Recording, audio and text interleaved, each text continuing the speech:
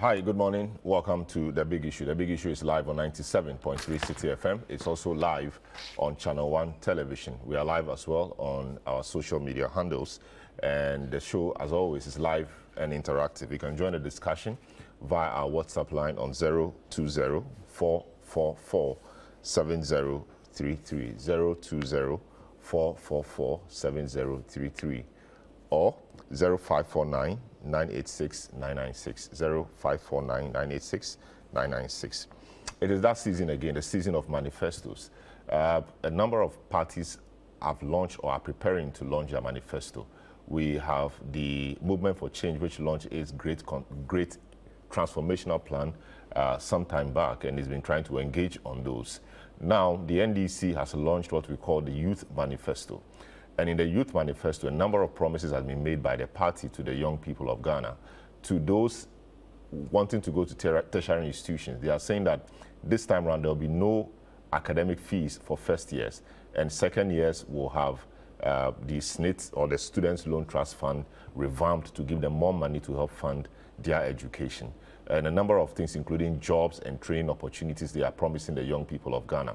We'll look at all of that and look at the feasibility of those. Why would there be free tuition fee for university first-year students? Why not everybody? And is it so important that we do that now? What are the merits and demerits of that particular proposition? We'll look at that in some detail today. Also, the political season is heating up, no doubt about that, and commentary and talk on platform is becoming what many think is incendiary, is becoming heated. Last week, Brandy Champon, Minister for Agri, made some comments as a campaign event at Nsawam Eduejiri, where he sought to say that NPP will win the election at all costs, and those who do not understand or refuse to understand should go bend the sea. Many have condemned that comment or the commentary, saying that it is recipe for chaos, and such commentary or comments should not be coming from respected politicians. The NDC has sought to respond in equal measure. Minority Chief Whip Agboja, at a program in Adaklu, also responded that the NDC will meet them more or less for boot, and that if they plan of instigating violence, they'll be ready for them. The question is, how do we lower the political temperature? What can we do? Also, the NDC says that it is no more interested in signing the peace pact. As you may well be aware, before every election, the Peace Council, together with some eminent chiefs, try to get all the political parties together to agree on some things. And after that, they sign what we call a peace pact or a peace accord. The NDC is saying it's no more interested in that because those peace pacts have been irrelevant and not been of any use to them or their country. They cite the 8 people who died or were killed during the 2020 election as an example. They claim that nothing has been done about that, and so there's no point really in engaging in such pacts. We'll look at all of that. Do they have a case? What should we be doing? Which people should call people to order?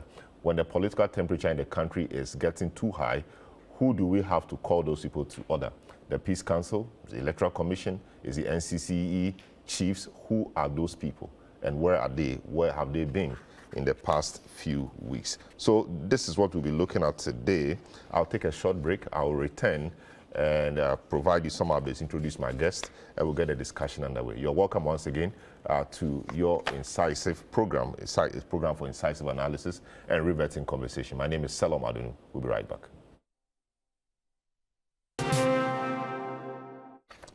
You're welcome back. This is a big issue. 2 key issues we are looking at. The first one has to do with the launch of manifestos. The NDC's launched the Youth Manifesto. They said they will launch the main manifesto next weekend. Meanwhile, tomorrow, the New Patriotic Party is launching its manifesto in Takrady. The Movement for Change has already launched its great transformational plan, and it's beginning to engage on that. The NDC this week launched a Youth Manifesto where they made a number of promises to the young people, promises on jobs, promises on education and training. We want to interrogate some of them and also do a preview of what the NPP will be doing tomorrow. The NDC is promising a no academic fees for first years or level 100s when they enter the university, maybe from next year when the NDC hopes to be in power.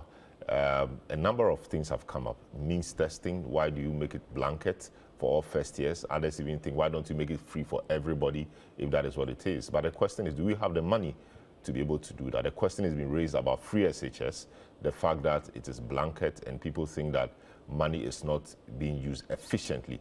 Of course, the government, which is the one that introduced the program, says no, it is serving a purpose. The NDC, on the other hand, has said that they will review the program. What is the review and how will they learn from their potential review to influence the new one they are seeking to introduce at the university level? We'll look at that today. Also, we will also look at the political environment and temperature. NDC is opting out of the peace pact they've signed every election year. They are saying it doesn't appear that those agreements are of any use, because when the things they go to agree on, people begin flouting them, nobody steps up to say anything. They cited 8 people being killed in the last election, as an example. Brandy Champo made some comments earlier in the week, and same was responded to by the Honorable Agboja during a campaign event, which had the flag bearer of the NDC, former President Mahama, in attendance. He said they will meet them boot for boot, and if anybody is planning violence, the NDC would be ready for them. The question is this the language you want to hear? What is the citizenry saying about this? Does the citizenry like this? What can we do? What should institutions do? The Peace Council, NCC, etc. What should they do about it? It's our discussion today. We'll be happy to hear from you. In the meantime, let me provide you some updates. So now, the National Democratic Congress has pledged to scrap the payment of tuition fee for level 100 entrants to tertiary institutions in this next administration. This, according to the party, comes against a backdrop of widespread concerns about the inability of some students to access tertiary education due to financial barriers. Here is more. Of the NDC's Youth Manifesto brought together key stakeholders on the party's youth population, highlighting key components of the policy document.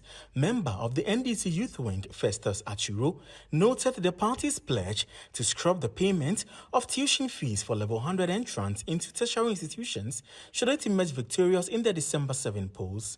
President John Mahama is simply promising that, 1, for all university entrants into level 100, you are not paying academic fees.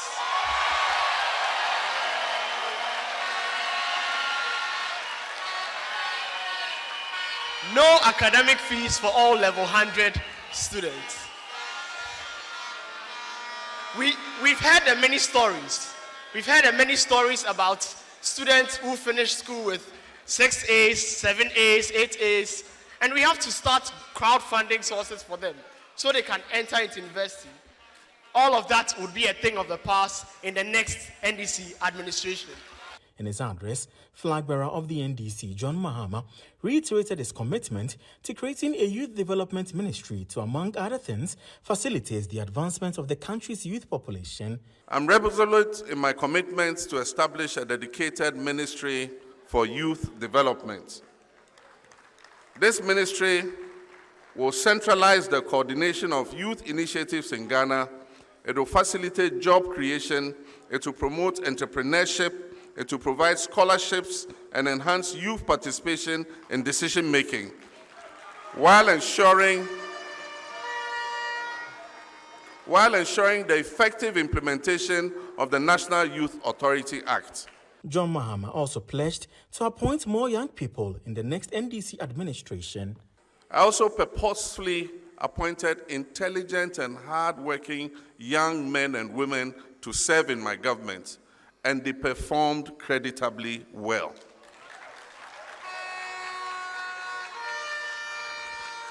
Ladies and gentlemen, their excellent performance gives me the confidence to appoint more young people to serve in my government from January 2025.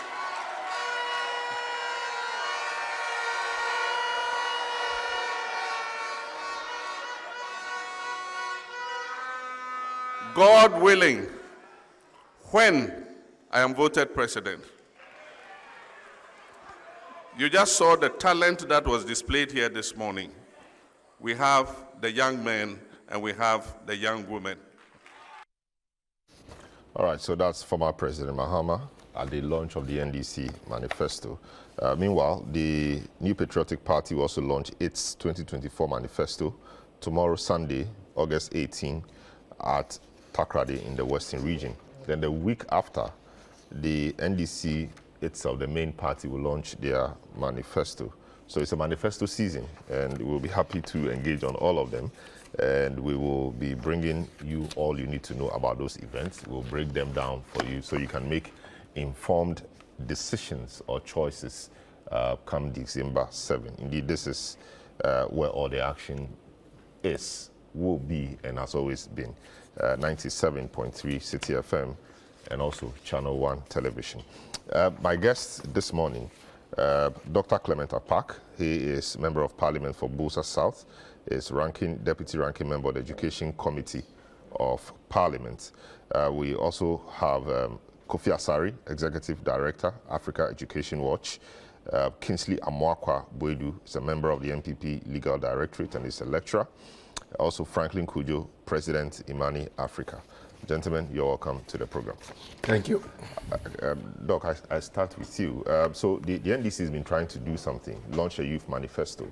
Is the launch of the youth manifesto peculiar to the NDC? Because it does appear that the NDC has been doing this. The NPP hasn't launched a youth manifesto. They are launching the main manifesto. Why should there be a youth manifesto before the main one? Because the main one could still subsume whatever is in the youth manifesto into the main manifesto. So what's the point really? Well, Salam, let me say a very good morning to yourself and to appreciate ChannelOne. I believe this is the first time You're I have coming come here to the studios after the convention. Yes, that's true. At the time I was invited, and I would have been there Yes. I was around. But Okay, great. I wasn't in the jurisdiction. Good. But I was duly invited. Good. At least it's progress, and you continue to do a good work as a media house. And let me say good morning to the people of Busa South and the people of Buluk in general, because I know both your radio network, which remains City, and now your TV network, which is now ChannelOne, are avidly followed by the people of my constituency and the Busa traditional area in general. Felicitations to our flag bearer, John Dramani Mama, and the running mate, Professor Nana Jino Poko Ajimai, who you would agree have been very, very busy, and that is what Ghanaians expect of them. That is what we are all expected to do as a party which is ready in itself to take us to an election and to take us over that election, having been given the mandate of the people of Ghanaians, so that, as we say, we can reset the country and then build the Ghana that we want, given the myriad of challenges that are self-evident. I mean, you don't need a soothsayer to tell you that this country is sick, it is going in the wrong direction, and that the only option is a rescue. And that rescue can only come from the NDC. You cannot expect elements from the group that is leading us in the wrong direction to be the same group that can rescue us, because they don't even see. They are blinded to what is going on.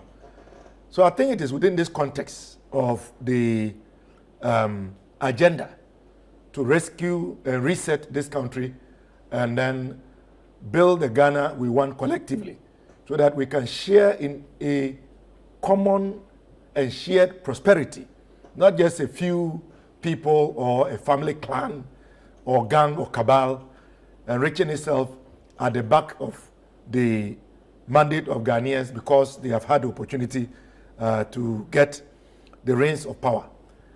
And so the launch of the manifesto for the youth, or youth manifesto, is deliberate.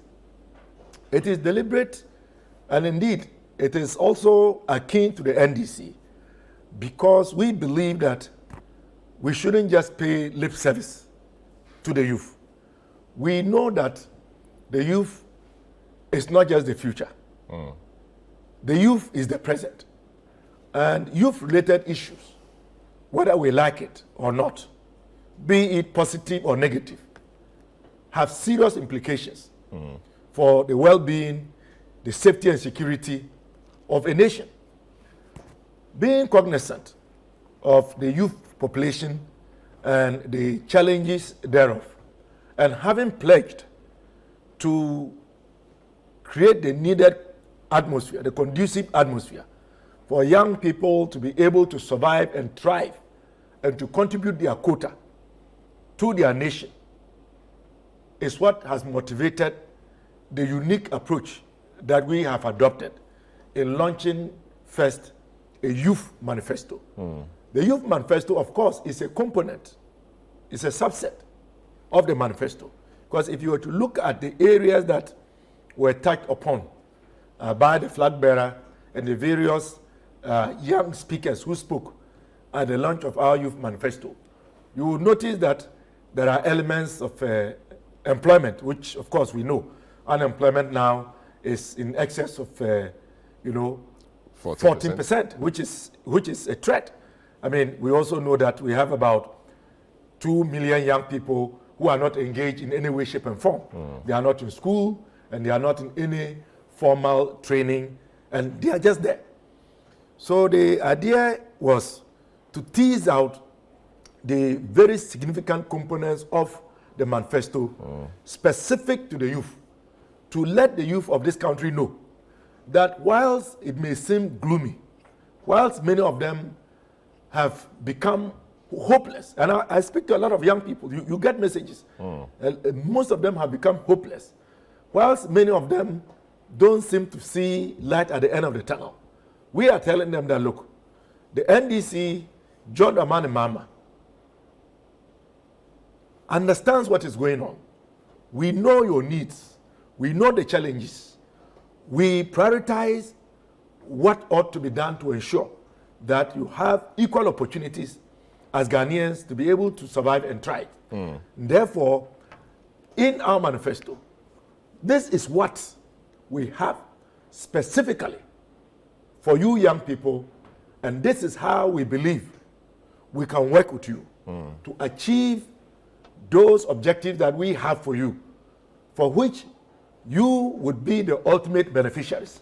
But to see those ideas come to fruition would need your commitment, your dedication, and your full participation, because it can only happen when the NDC is voted into power. Very well. So you see that it was segmented. There's the part that has to do with employment. There's the part that had to do with education. There are parts that with health, and then we put all of that together. But these are all drawn out of the main manifesto. I see. And I think that is the approach. I see. Very well. So I see young people need mainly three things. They need jobs, they need training, and they need direction. That is correct. So I see that you have tried to put those, put them together in some form under those headings. So now let's start with training, education. The NDC is promising a no academic fees regime for all first years at the university. No academic fees for all first years at the university.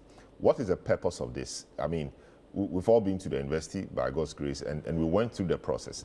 Why will you say that first years should not pay school fees or academic fees? Of course, accommodation and other things would have to be sorted later.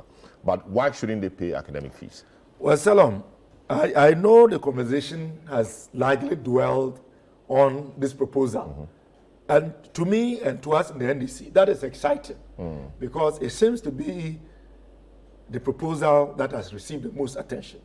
And that tells us that it is a good proposal because of the level of debate that it has generated and is still generating. But the reason why I'm stating this is because I feel that I should comment very briefly on some other elements that have been proposed within the context of education. Okay, so before I come to the main one. Okay, so do that quickly. For example, we have also proposed that to address the challenges to do with accommodation, as far as young men and women in our tertiary institutions are concerned, and in particular the universities are concerned, is that we are going to partner with the private sector to come up with an arrangement that would allow private sector to invest in the provision of a standardized form of accommodation. But is that not already being done? When you look at Legon, for example, there's the TF, there is the New Halls, the Liman, etc., which Cowbank we know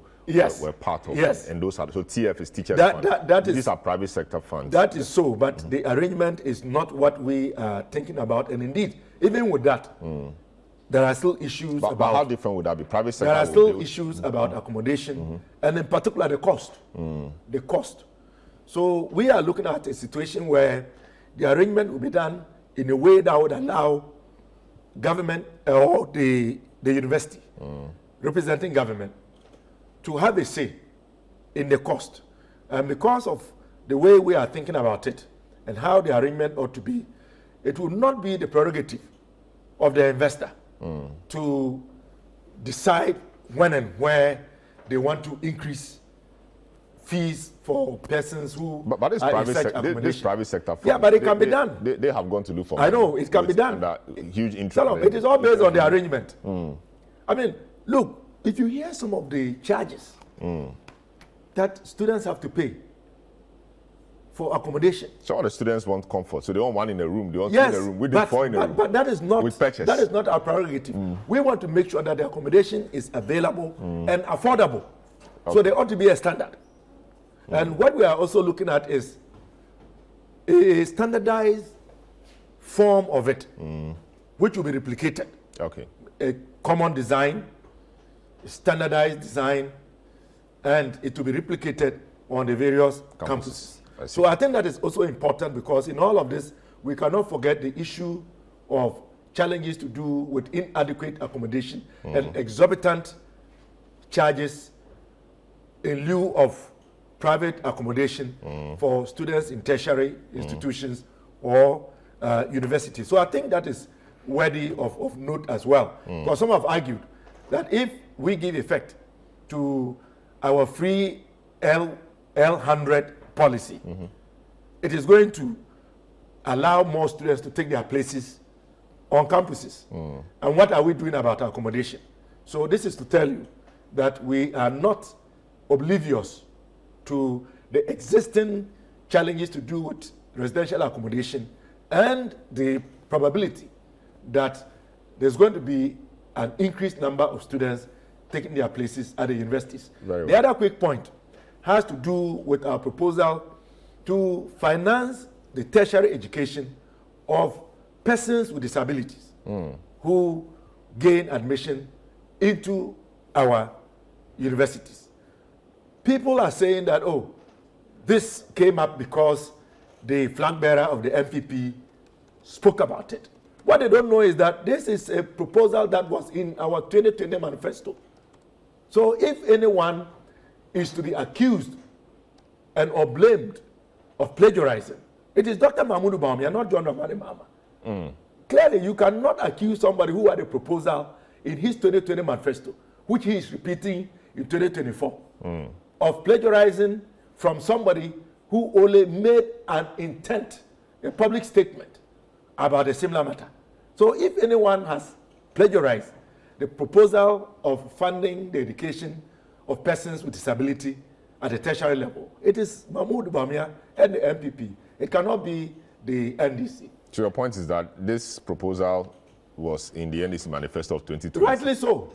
And Bawumia is now saying it. He's saying it, but we had it, and we have said it again. Let's see what, their manifesto says. He hasn't tomorrow. even said it anywhere.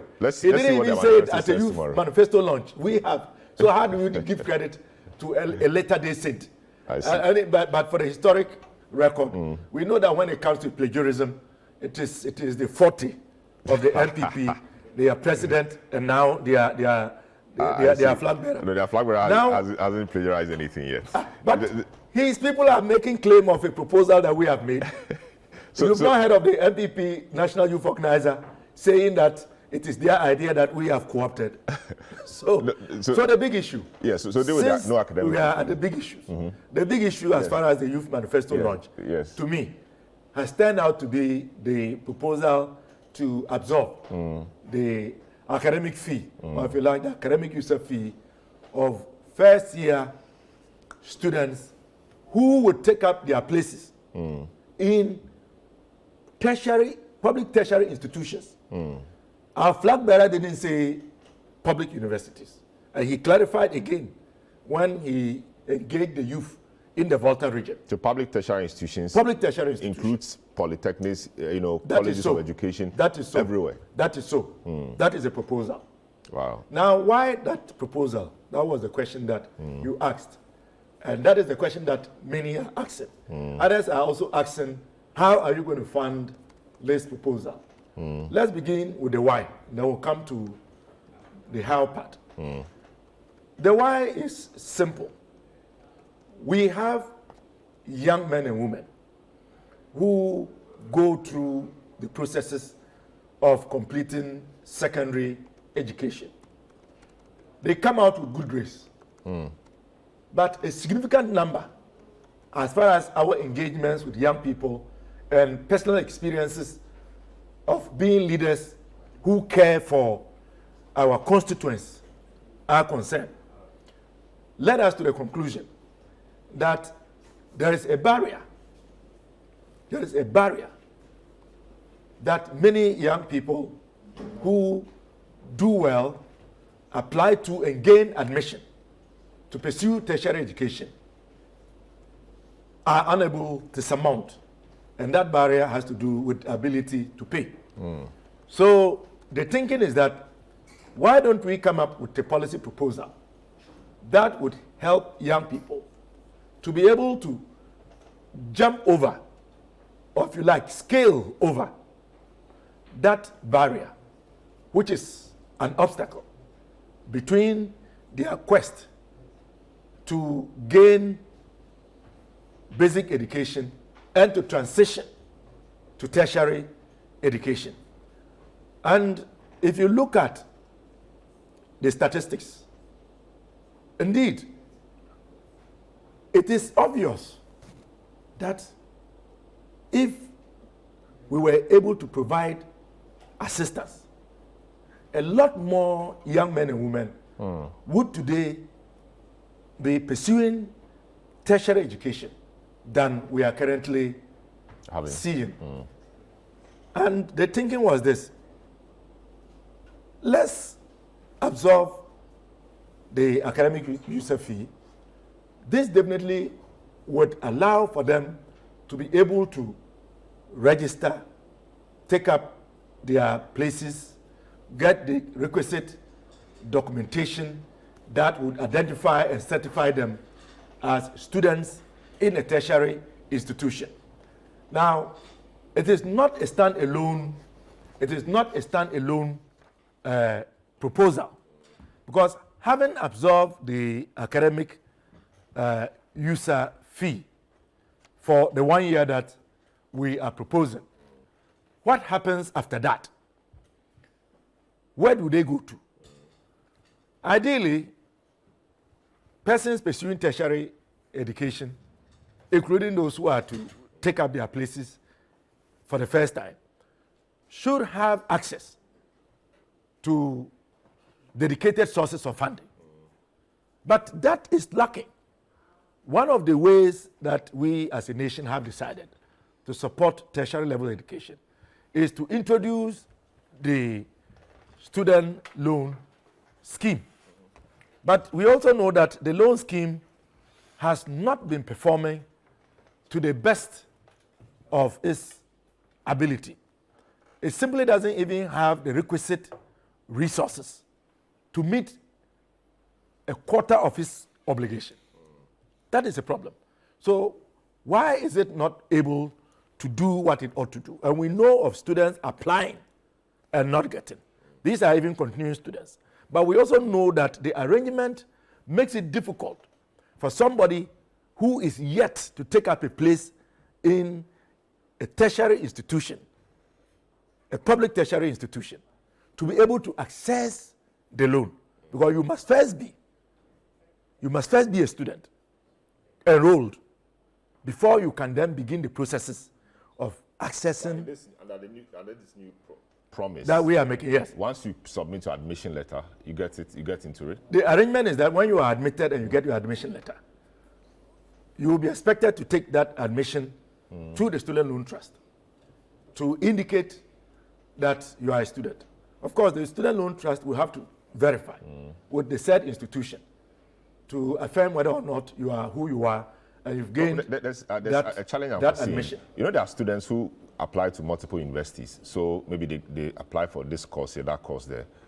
They get this admission, they wait to see if this other one will come. Sometimes they go make commitment fees, they pay, and you know, because they pay, they are unable to leave the school to go to the other university when their admission comes. How do you deal with that? Wouldn't you have people crisscrossing? Well, I think it should be able. It should be possible for the student loan trust to deal with this because they surely should have access to the data from the various universities.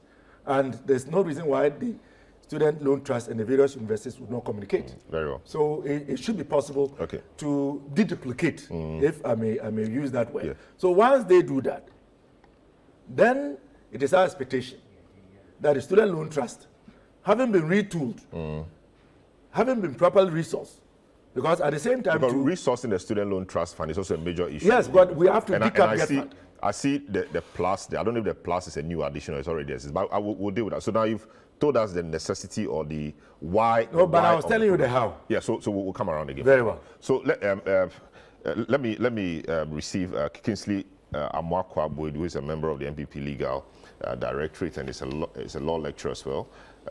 You're welcome again. And then Thank you very much. Kofi Asare, Executive Director, Africa Education Watch. Welcome, Kofi. So let me start off with you. This policy wants to look like the free SHS, just that this is for first years. I've seen a lot of your guys poo-poo the policy, say it's not doable and a whole lot of things.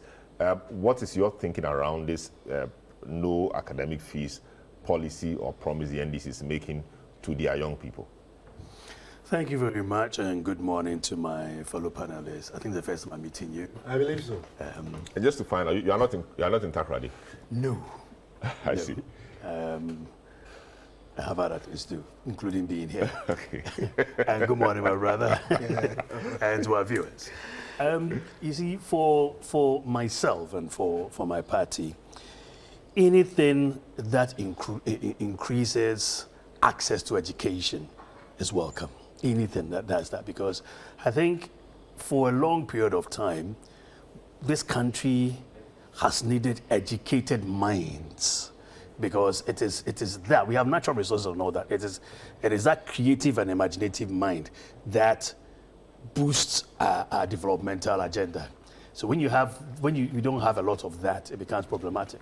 And so anything that would increase access to education at a tertiary level, at all levels definitely, but at the tertiary level where this discussion is concerned, is welcome.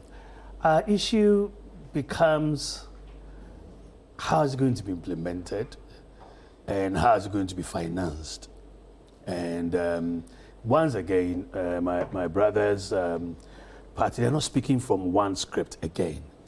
And so you have someone say this, another person saying that. You have someone saying that all public universities, all right? And then what about technical universities? Some are saying it's not part of it. Then it is part of it and all that. Then again, my brother is still harping on the issue of student loan. And I think even if it's going to be a student loan, we should be clear about it, you know. But you're harping on the idea of student loan. Yeah, I'm saying that. I'm saying that. What he said was that the first years will have it for free. I'm not representing you. You did not even allow me to land. You would have heard what I wanted to say. The second year and above. I'm saying that my brother is still harping on student loan. All right. And Otukono has come to correct himself, where he also dwelt with student loan. And then the question was, is it actually a loan? But the question is, what does the promise say? It said to redeploy the Student Loan Trust Fund Plus to give continuing students the option to utilize. How is it going to be done? When we said students' free education, to we started directly in the their same university year fees we to came. guarantee the peace of If mind we are going to of the retool students to this study. student loan scheme, all right, how are you going to do that when you come? Because you said that the moment you come, it's going to be free. All right. So academic year. so how are you going to retool it so it achieves that purpose? And if it's going to go through the loan scheme, the loan is a loan. Someone has to repay it back. That's from You see? second year upwards, right? Right. So then would you pay for that first year?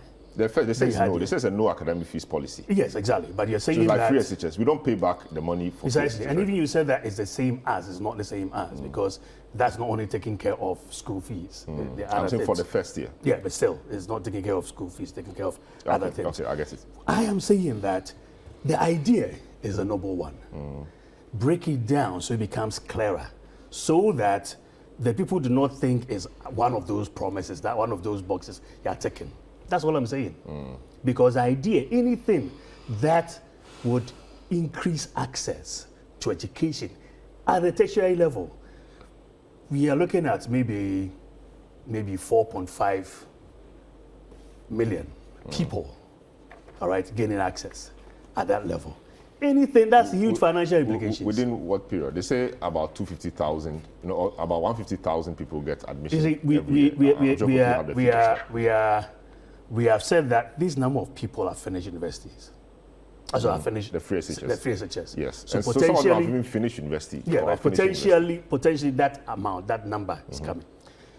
Huge financial implications. But it's so not within must just be a year. It must be easier if it's well thought through to lay it down. This is how we are going to achieve. This is the bracket. This is how we're going to achieve that. It becomes murkier when you say that if we plug the corruption holes, we'll be able to. It becomes murkier because that becomes if conditional. And we all know the battles we've been fighting against corruption.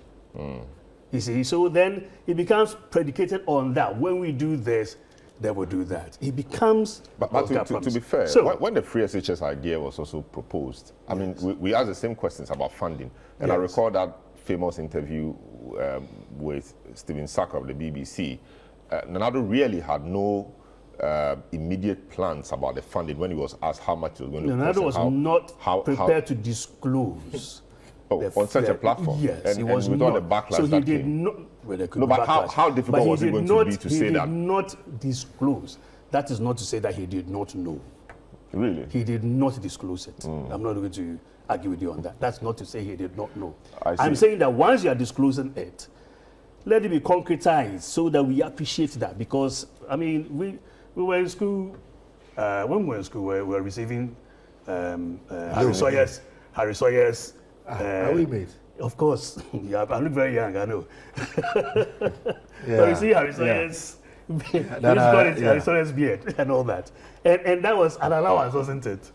So that was not a SNIT loan, that was an No. allowance. And then that's the first time a lot of people open a bank account or whatnot because it has to go through. That was in KNUSC anyway. And that's what it is. If things like this are not there, I mean, I'm a lecturer.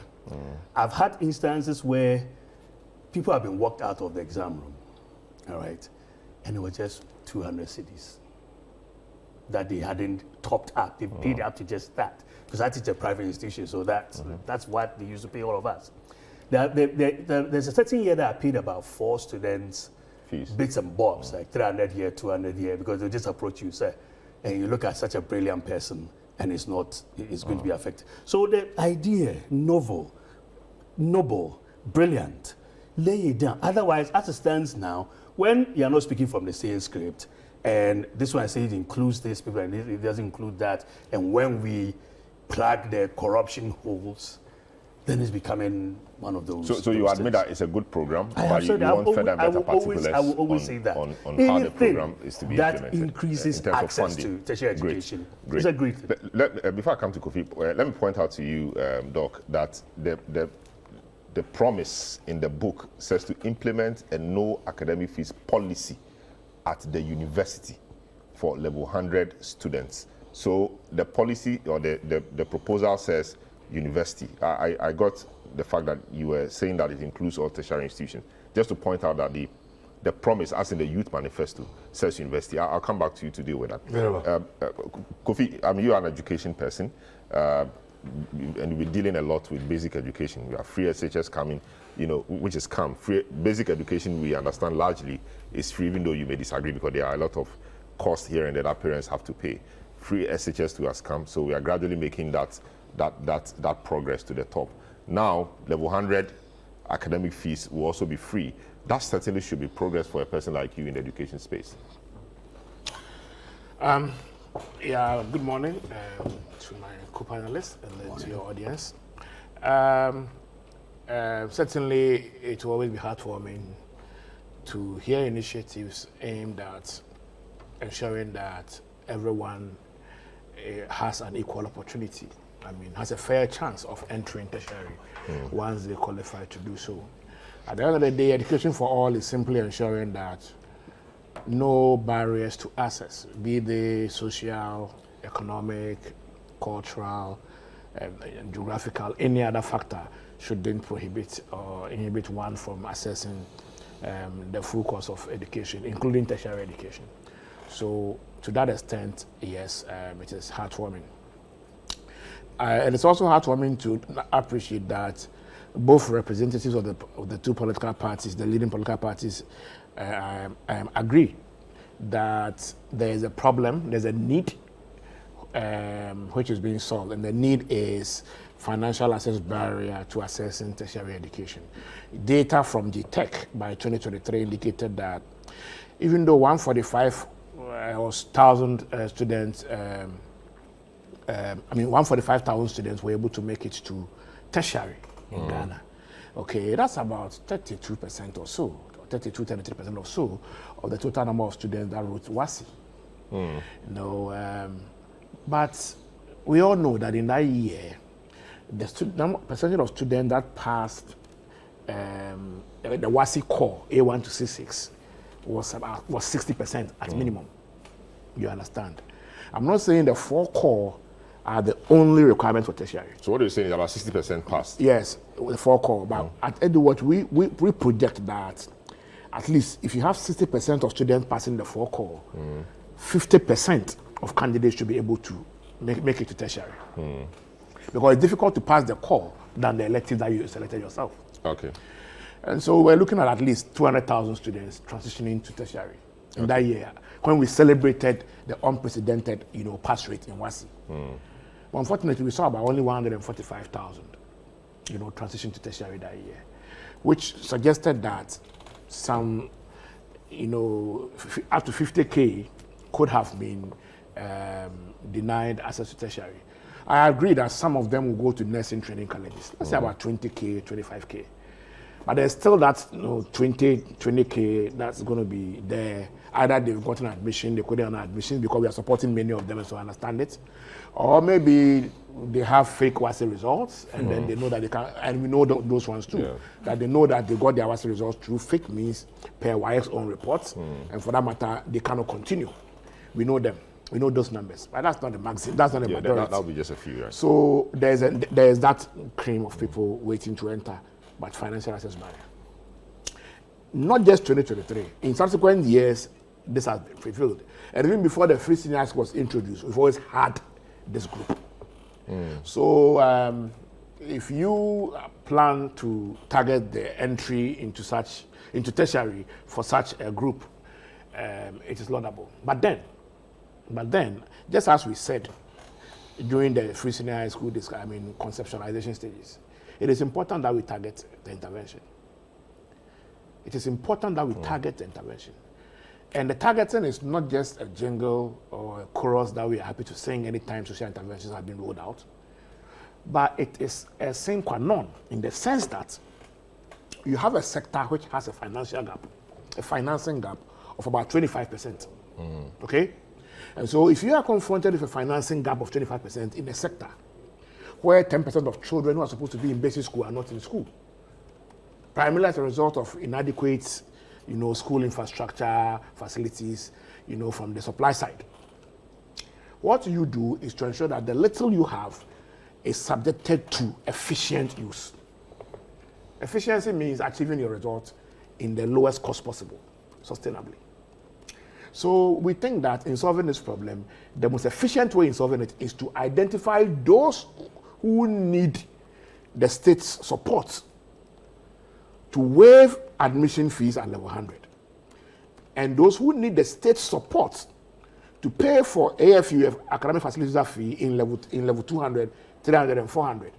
And those who also need the same support to remain in school after waiving the admission fee in week 1. How did they spend the remaining 8 months in school? Year 1. In week 1, waiver of admission fee. Okay. How do you pay residential fee? Okay. How do you pay your feeding fee? How do you pay your transport? And you watch in our most recent tertiary education financing research report, costed tertiary education.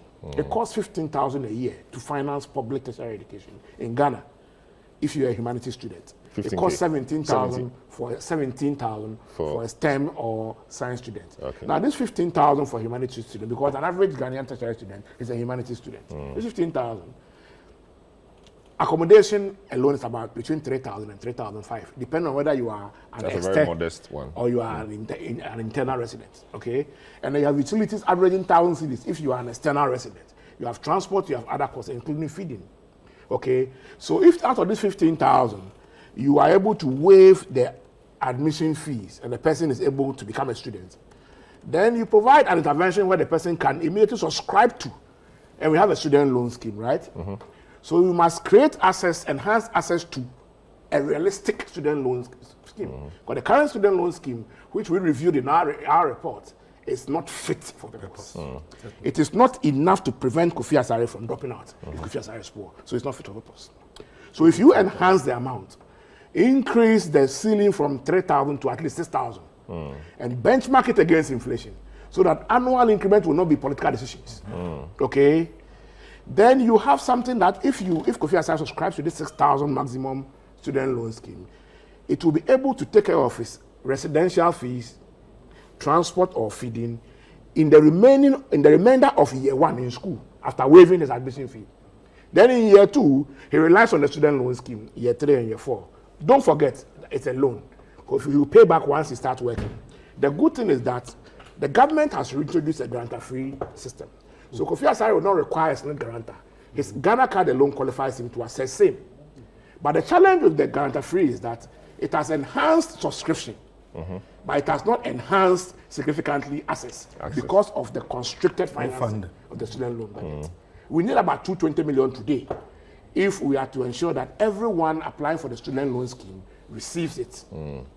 If we are opening avenues to more who are home, who couldn't pay the admission fee, so they are not even students, we probably will need about 260, 270 million a year to have a student loan scheme that can pay up to 6,000 cedis an academic year and responsively take needy students through school after getting the admission waivers. So how are you going to do it? You need funding.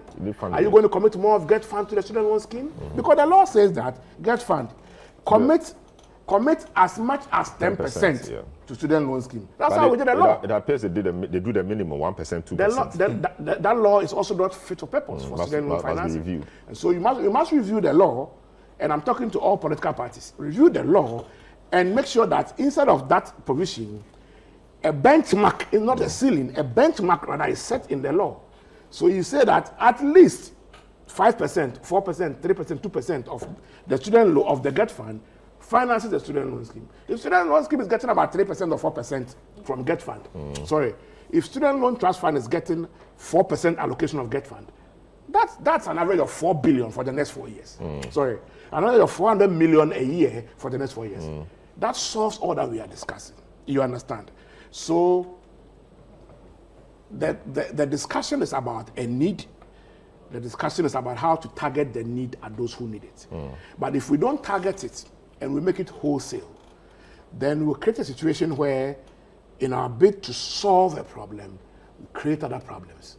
Because you will be spending 4 times more paying my son's school fees in the university when I don't need it. When you have basic schools, 5,000 basic schools and at least to construct, all from the same Get Fund kitty.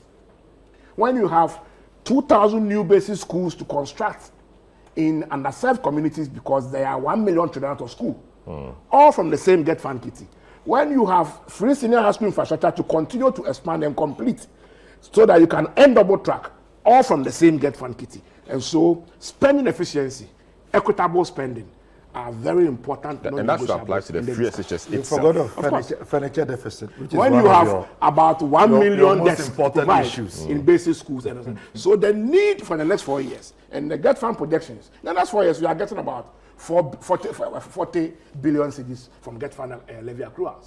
Okay, average 10 billion a year.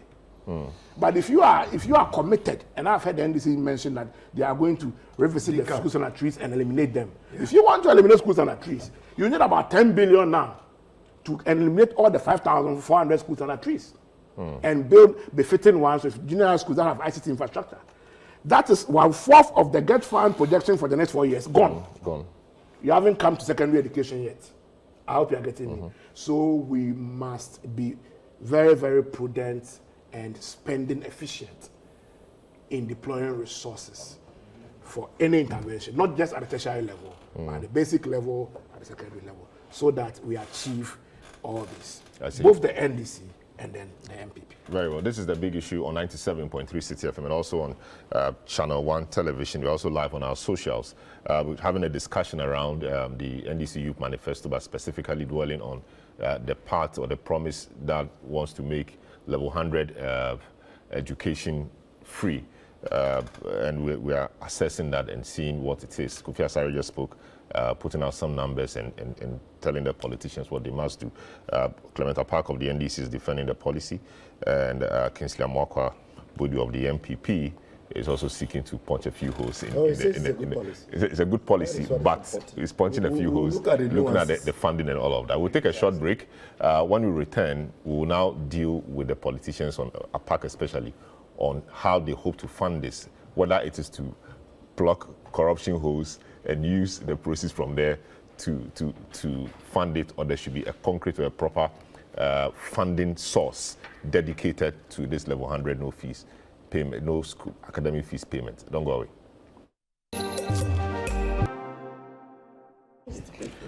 You're welcome back. This is the big issue on 97.3 City FM. We're on ChannelOne television as well. We'll be happy to have you to have your views on the matters we are discussing so far. We're looking at education, no academic fees as proposed by the NDC to their youth during the launch of their youth manifestos. Of course, we are in the season of manifestos. The NDC has launched a youth manifesto.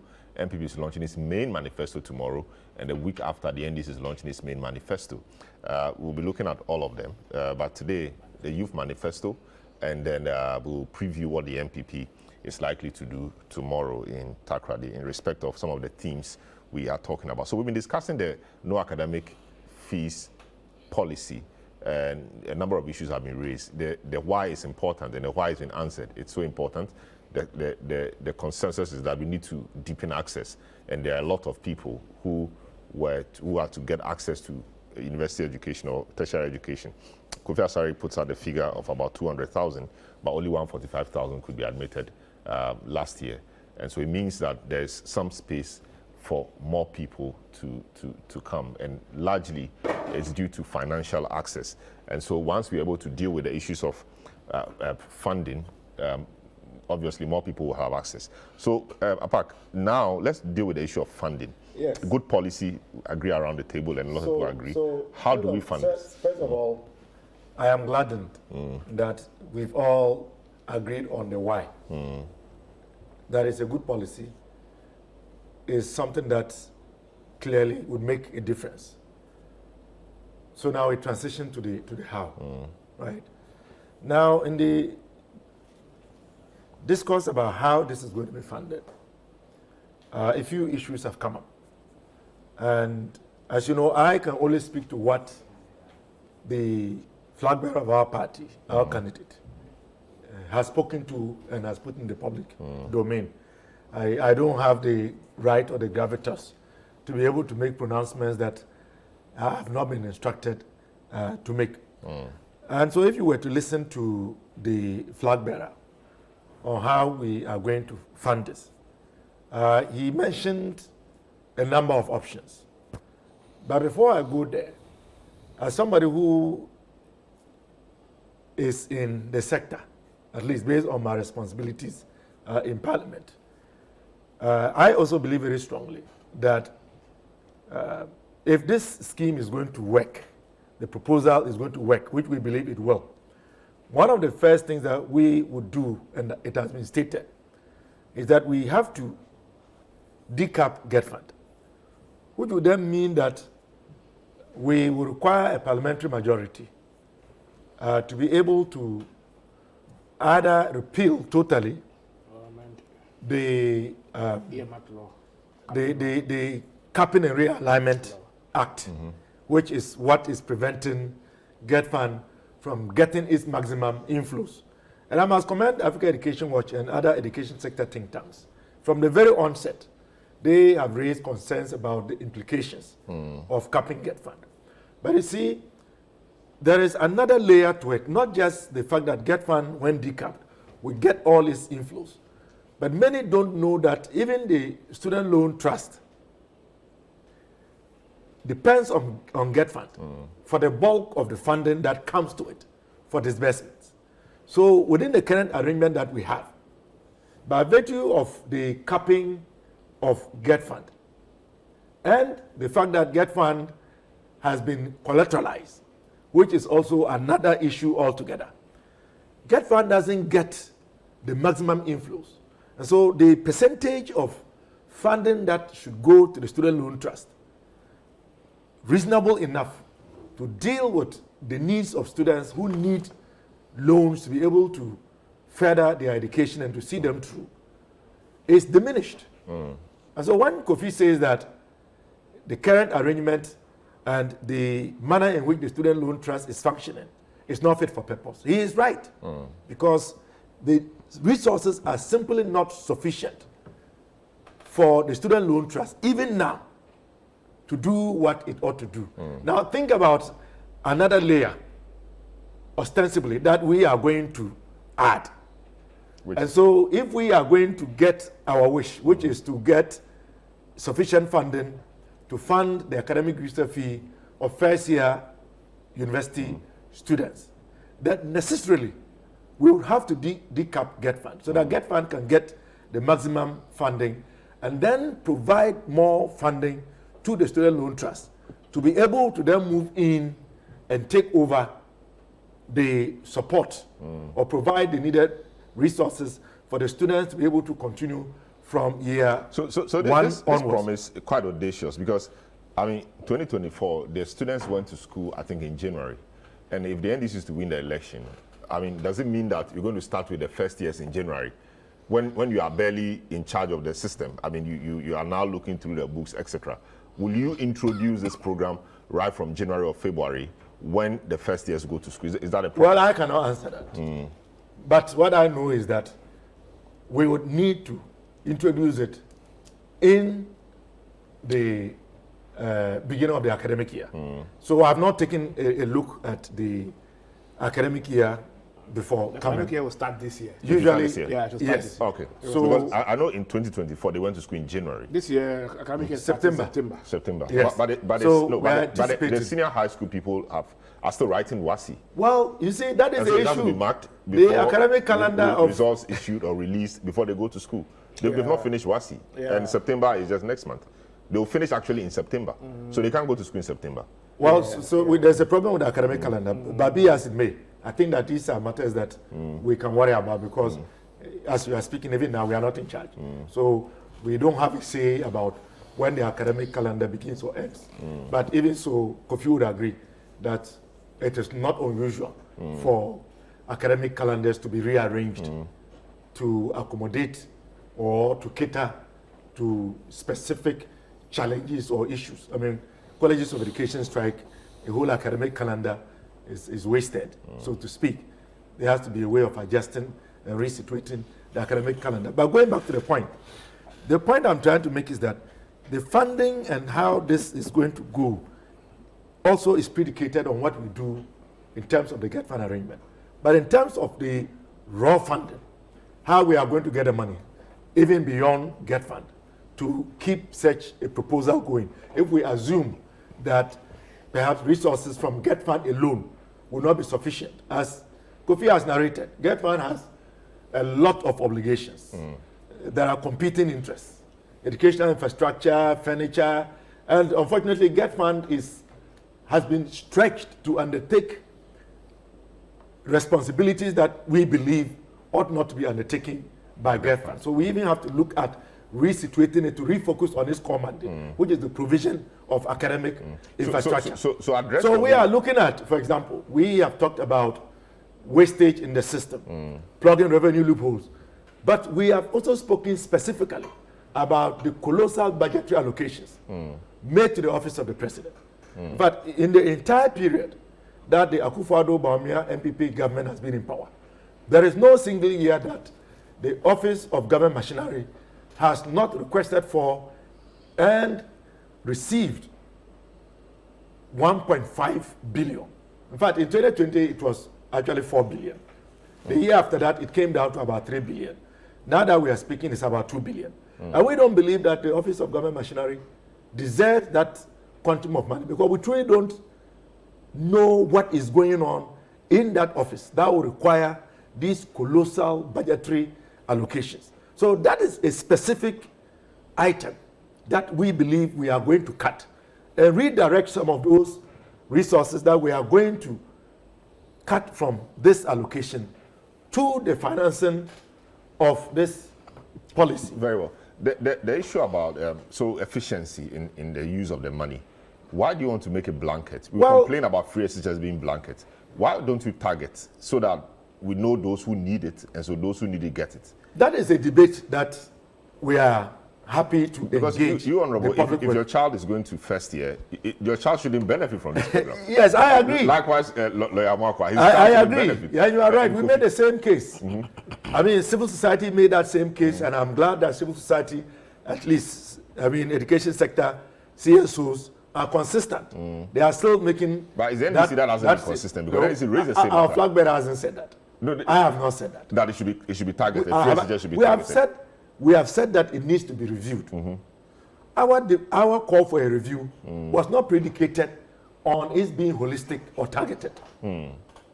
We have said the review that we are calling for is to address the implementation challenges and to ensure that we have dedicated and committed funding for the policy. And that was why when the NPP tried to create a ruse, and to bait us in making a commitment over a ghost bill on Free Senior High School, we told them that we are not opposed to it. Bring it. Not digress, but what was the status of I'm just making the example. What's the status of that, the bill? Is it still there? Well, no, we've not seen it. So that is why I refer to it as a ghost bill. I see. It doesn't exist. But you had Afenyo Markins hounding us. He said he was bringing it. Hounding us that the bill was approved by Parliament. It was going to come. Cabinet. Asking us, approved by cabinet rather, telling us to make a commitment. And when we said we hadn't seen it, he still would not let go. The only thing that saved us from that needless, aggressive push to make commitments over a bill that doesn't exist was the clear contradiction that came up when the Minister for Education then granted an interview to the Graphic indicating that a bill of such nature is yet to go to cabinet, let alone to be then approved and brought to Parliament. So that was a ruse. And we knew it from the onset that it was a ruse because it is a ghost bill. But coming back to the issue at hand, the funding, we believe we can mobilize the resources to. The question you are asking is why are we not targeting? It's a policy that we have proposed. We intend to go through with it. Different groups, citizens, are proffering opinions and making proposals on how they think it can be done to maximize the benefit. We are listening to all of them. But you see, Salom, in policy formulation and proposal and implementation, these are stages. You cannot fault anybody for, as you said, punching holes or suggesting alternatives to you as to how you should implement your policy. But we believe that at this point, the approach that we have adopted is the best. And we believe that we have the resources, or we can get the resources to address the matter. But unlike our opponents, unlike our opponents, we believe that policies are subject to review. So when you implement a policy, in about 3 to 4 years' time, you ought to review it. And then if there are any obvious challenges or if I think that the talk conditions, is that if there's a problem with it, fix a specific problem and don't wait for. No, but we have not implemented it yet. You know, there were problems with targeting issue. That likely has been solved. Targeting issue is predicated on the ability of the state or the state representatives or representative, in this case government, to pay. And we have told you that we can mobilize the resources to pay.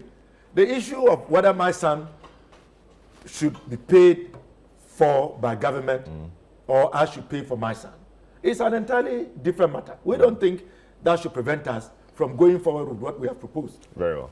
I see. Kingsley, I mean, he's tried to, you raised the issue about funding the program. He said they'll cut the budget for the office of the president.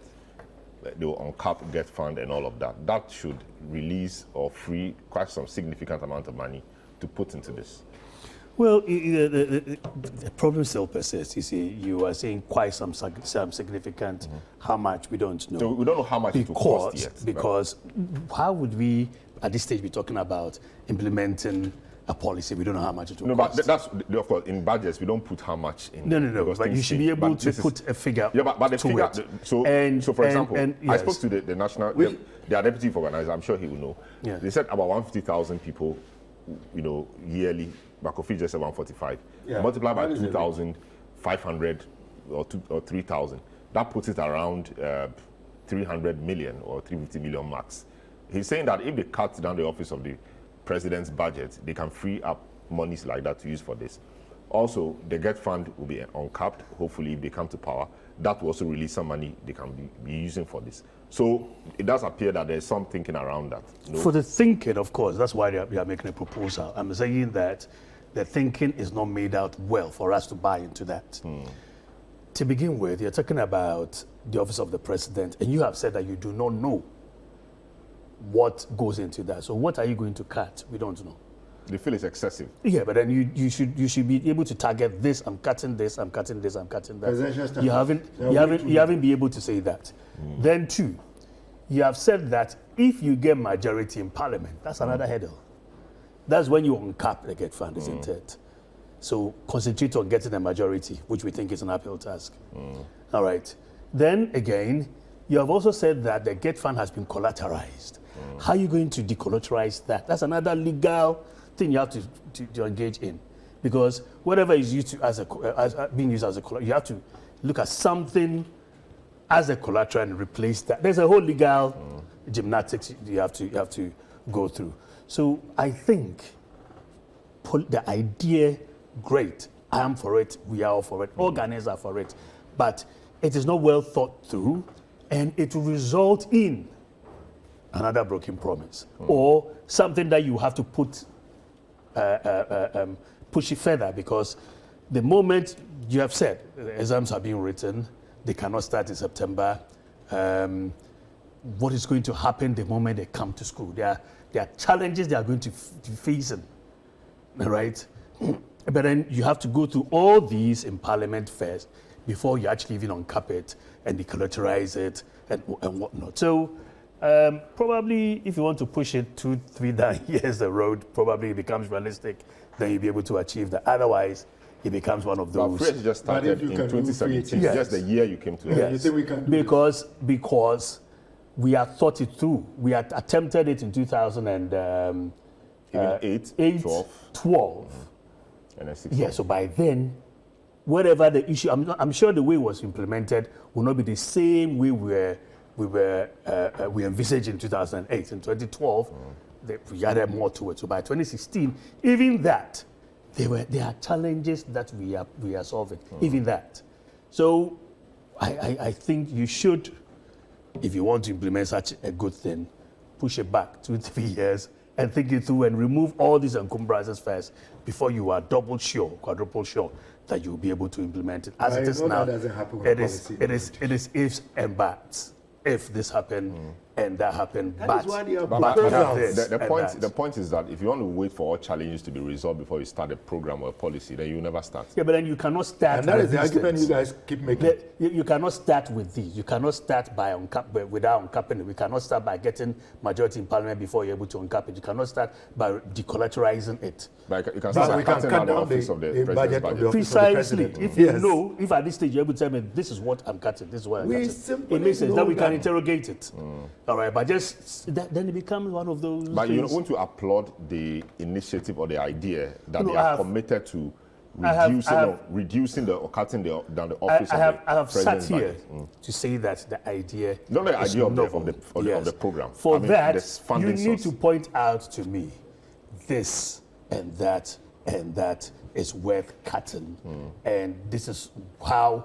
If it's cut, this is how whatever the performance, whatever they are doing, this is how we will plug that hole. This is how we will deal with it, and this is how much we will raise, and it will take care of this part of the budget for that. That has to be clear by now. I see, but okay, the promise was just made last week. We are awaiting the main budget, though. But of course, once they brought it up, we will have to scrutinize it. It's So- a manifesto. sorry, no budget, manifesto comes out Yes. next week. Yes. So Kofi, thanks for correcting No, us. that- He said that. Yes, sorry. 24th. We are launching our manifesto. Let him Yes. be, please. Manifesto. Let him flow. So Kofi, I mean, he's mentioned some funding sources. I don't know whether you think these are sustainable enough, at least in the short term, to fund such a program.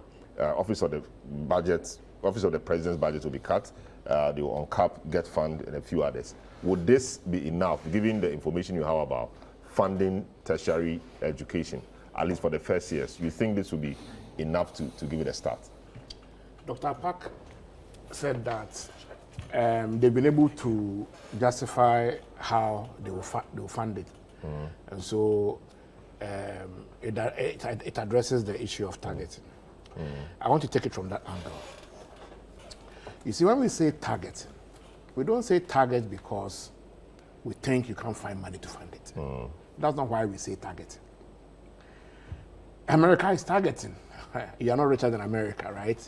So when we say targeting, doesn't necessarily mean you don't have the money. But it means that if you fund it from the public space, it will have implications For other things. for other things in education service delivery. So today, we are funding free senior high school. When it was mooted, they said we'll find money to fund it. And indeed, the government has found money to fund it.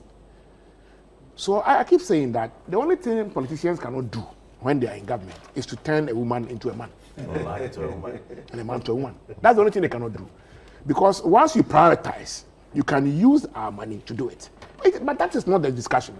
The discussion about the implication of that funding decision. And so that's why I opened up the space. That if you consider other policies or proposals that you are making or suggesting you want to prioritize, it means that you are already committing close to half of Get Fund to critical infrastructure. And so bear in mind that you don't have the luxury of the full resource envelope that you require. And you have to be spending efficiently in that context. So it's not that you didn't have the funding, so that's why you have to target. But it is because if you fund it wholesale, it will have equitable implications. It will have implications on equitable financing in the sector. Now, on financing again, so me, I think the least of the discussion should be whether it can be funded. For me, that's the least important discussion. Because just 3% of Get Fund can finance this whole policy, from the removal of the level 100 fee to an enhanced student loan package. That is at least 6,000 cedis, doubling the current student loan. Benchmarking against inflation, projecting it against the anticipated increase. Bear in mind that in year one, you may not have the same 150,000 students applying. Because now, people are going to hear that, oh, okay, it's free. We can have admission waivers. So backlogs will come. If you're having 20K backlogs, that one will take about 160, 170. You understand? So all those considered, I think that funding this is much more feasible if you are targeting it. If you are targeting it, you are spending a quarter of what you would have spent in doing wholesale in the year one. So that's a political, that's in a technical sense, but Yes. it's a political aspect of it to harvest votes an election year. Yeah. So the free SHS, the NPP is hoping to harvest votes from the free SHS people. Yes. But now free SHS to those entering the university will now become history. Yes, you've helped me fund my SHS, thank you. But I need to look forward. How do I pay for that one? So then they come with the free level 100, admission. And so the first years or the free SHS graduates that the NPP were hoping to benefit from will now have their next hurdle to cross. And who is promising to help them deal with the next hurdle is the NDC. So the NDC benefits from the free SHS graduates. Wait, let me step in here.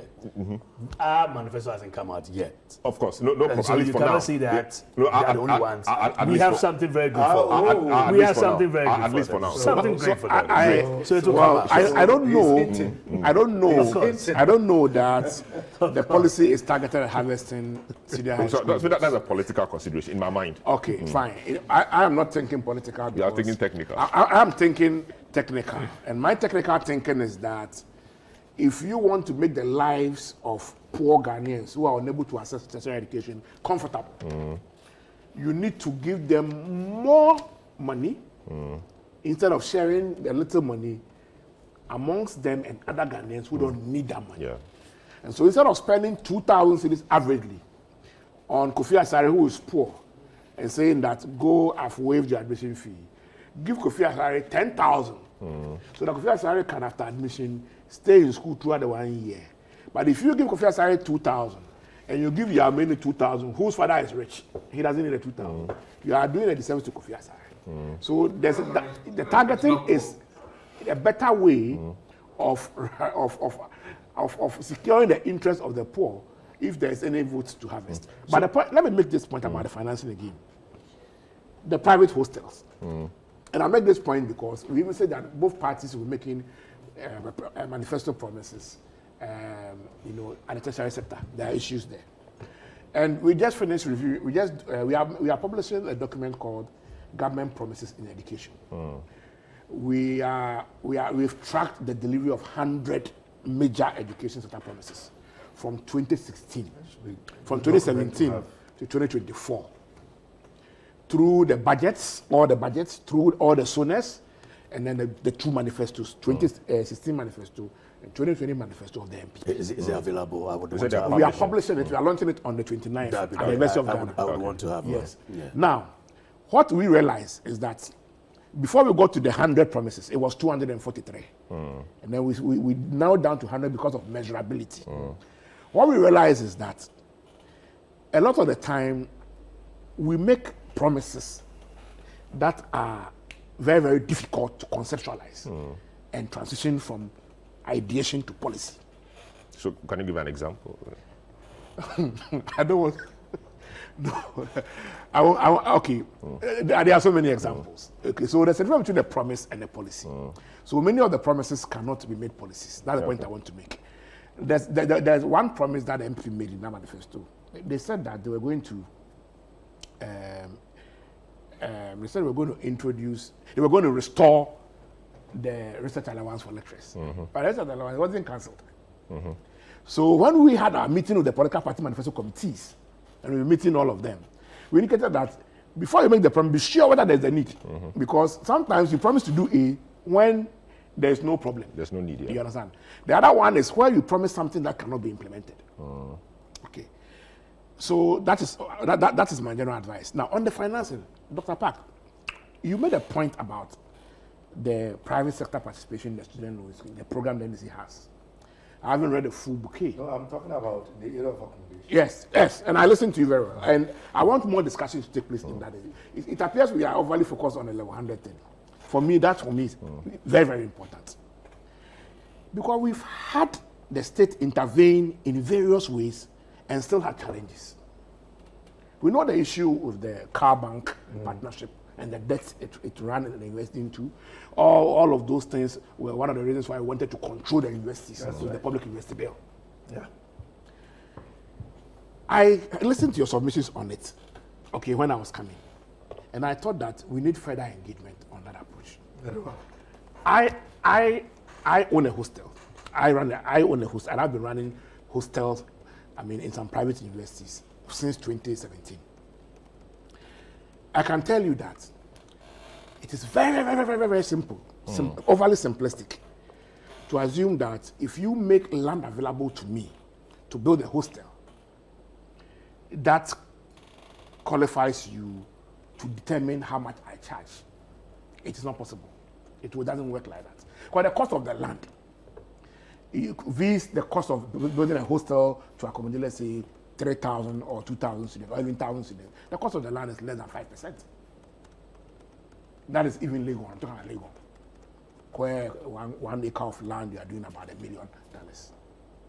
So, it is very, very, very simple to assume that the state intervened in PPP arrangements under the Ghana Hostels project, where Senate invested in the Ghana Hostels. The ones you see there around the Pent area there, the Senate ones. I think that arrangement was such that they invest, we give you land, you build, operate, BOOT. Okay? And now at the end of the T, at the beginning it was 1090. I stand to be corrected. But at the end it was 9010.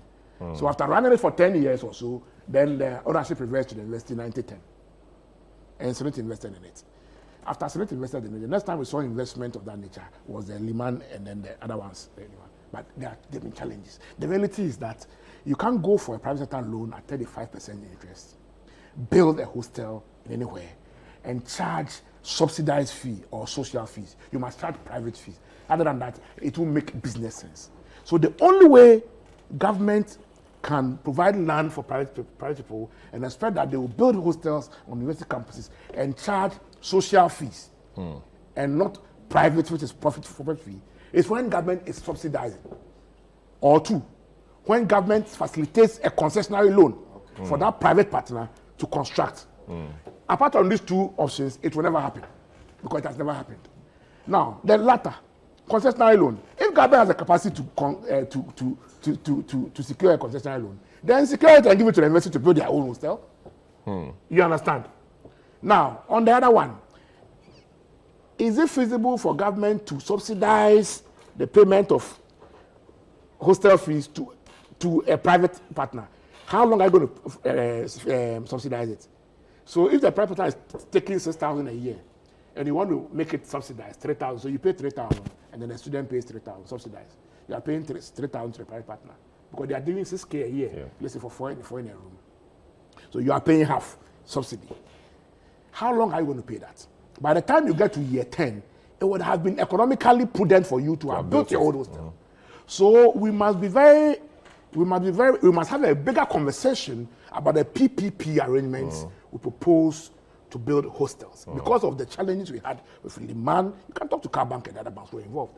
It was a huge, that thing there is a huge problem. Because they are compelled to charge fees that is not enough to even break even. They've been running losses. Whoa. All right, let me bring in Franklin. He's been waiting for a while. Hello, Franklin. Welcome to the program. I understand you have to run. But this is a discussion we're having. No academic fees for level 100s. We've agreed that it's important because we need to deepen access. We are just trying to look at the matter of funding. Kofi thinks that funding is not an issue at all because government can find money to do it. Even though, or the downside to that is that other aspects of the education sector or budget will suffer. What do you think around this? Accessibility key? Well, good morning to my good friends in the studio and to your good self. Well, it looks as if we are racing to make life very, very comfortable for our students, right? Not just students, but probably parents as well, which is ordinarily a good thing, right? I mean, if you thought that the Nanado, I remember told us when we were discussing free SHS around breakfast, we were eating kenke, and then did the projections for him up until 2020, what the numbers should look like, and how much that he needs to come up with before he implements it. When we talked about targeting, he said, look, Franklin, guys, let me tell you, there's a lot of corruption in this country. There's a lot of money in this country. We can use that, plug these loopholes, and use that money to do free for everybody. So please don't tell me anything about targeting, because You can't beat that, right? Because that's a solid argument he made. And I, I mean, of course, I'm a free marketer, I'm a libertarian. I said, well, listen, we can't beat that. Let's just allow him to go ahead. But of course, after he introduced it, we did criticize, because even though we helped do all the analysis for him, we did criticize him. Look, you can't beat that. Now we are in this race to make sure everybody gets a bit of it. The NDC seems to have foxied the NPP quietly and then said, look, okay, yeah, you are providing free. But then what happens after SHS? The NDC comes back and argues, in actual fact, if you look at the constitution, there's supposed to be gradual, free, progressively free, right? And I think they are solid on that ground, because the constitution is legal. So you can't beat that. But at the end of the day, I'm asking myself, why don't you just make life comfortable for everybody? I'm sure people will say, even in the West, they still provide free grants and all of that. Fine. But the narrative here would have been that, look, even if people can afford to pay, there's a certain sense that you keep keeping people from cradle to the grave. You want to keep people on the state funding and all of that up until they die. Maybe it may be a socialist agenda. I agree. We all pay taxes, and so maybe we want to see it used to apply across. But I think at some point we need to start asking ourselves, what agenda are we prosecuting as a country? My friends in the center-right thinkers, my friend lawyer, the NPP and all of that, they've completely lost it. I mean, also they are doing more socialist stuff than even the NDC, right? So, look, it looks as if we are in the race to make things free for everybody. And once again, I can't beat that, because if the argument is made, I think the NDCP makes the argument, oh, look, Nanado had this elephant-sized government, so we can plug loopholes from here and there. We'll cut back to 16 ministers. Nanado travels and baths in the sky. He spends like 70 million and all of that, drinking champagne. We can cut all of those things. I'm being mischievous, by the way. And then cut back on all of those and make about some cool 50 million if Nanado doesn't travel for 9 months.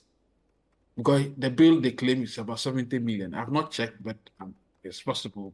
I mean, these figures are always dodgy. And then also say that maybe the chair he carries in the Pajero that goes around along with him, if that chair is stopped from traveling alongside, so somebody could be saved for all kinds of things. You can't beat that. Same argument Nanado advanced for us at the time. It made a lot of sense. The issue is about practicality of this stuff.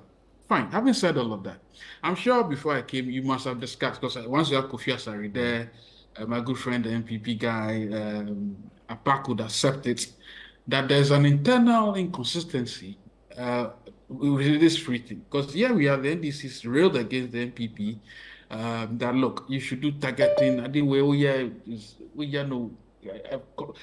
universal. That's not what you should do. But the NDC struggled, I remember during the election, struggled to find narrative to beat the free SHS. They just couldn't beat it. Now, here we are. They said they don't want to do means testing. And these are supposed to be the apostles of, NDC were quite socialist in that regard, even though they are now champagne socialists, by the way. But it looks to me that they are rather, so they make this argument, and it goes back to say, look, at the end of the day, you should not be internally, you should internally be inconsistent, because you railed against the NPP when it came to free SHS for everybody. But now you are saying that, look, we are going to do this for everybody because first year people are not able to pay and all of that. It's a foxy argument. You really have to be cautious how you rail against it, because if you do that, they'll say, you see, these people, they only help you up to a point, and then they leave you. That's what they'll say to the populace, the NPP. Now they want to continue and help you. Then this says, we'll do student loan. Kofi Asari is the definitive guy to go when it comes to education analysis in this country, by the way. And I'm sure he's done all the mathematics and done all the analysis to tell you that, look, even this intervention itself pales into insignificance when it comes to what the totality of what students really need. Look, I would have thought there's a gentleman called Reginald Sachi, I forgot is he Houston, a young guy who actually chased the health minister to open UGMC. What's the guy's name again? Reginald, right? He's been putting up on social media this whole thing about the cost of books.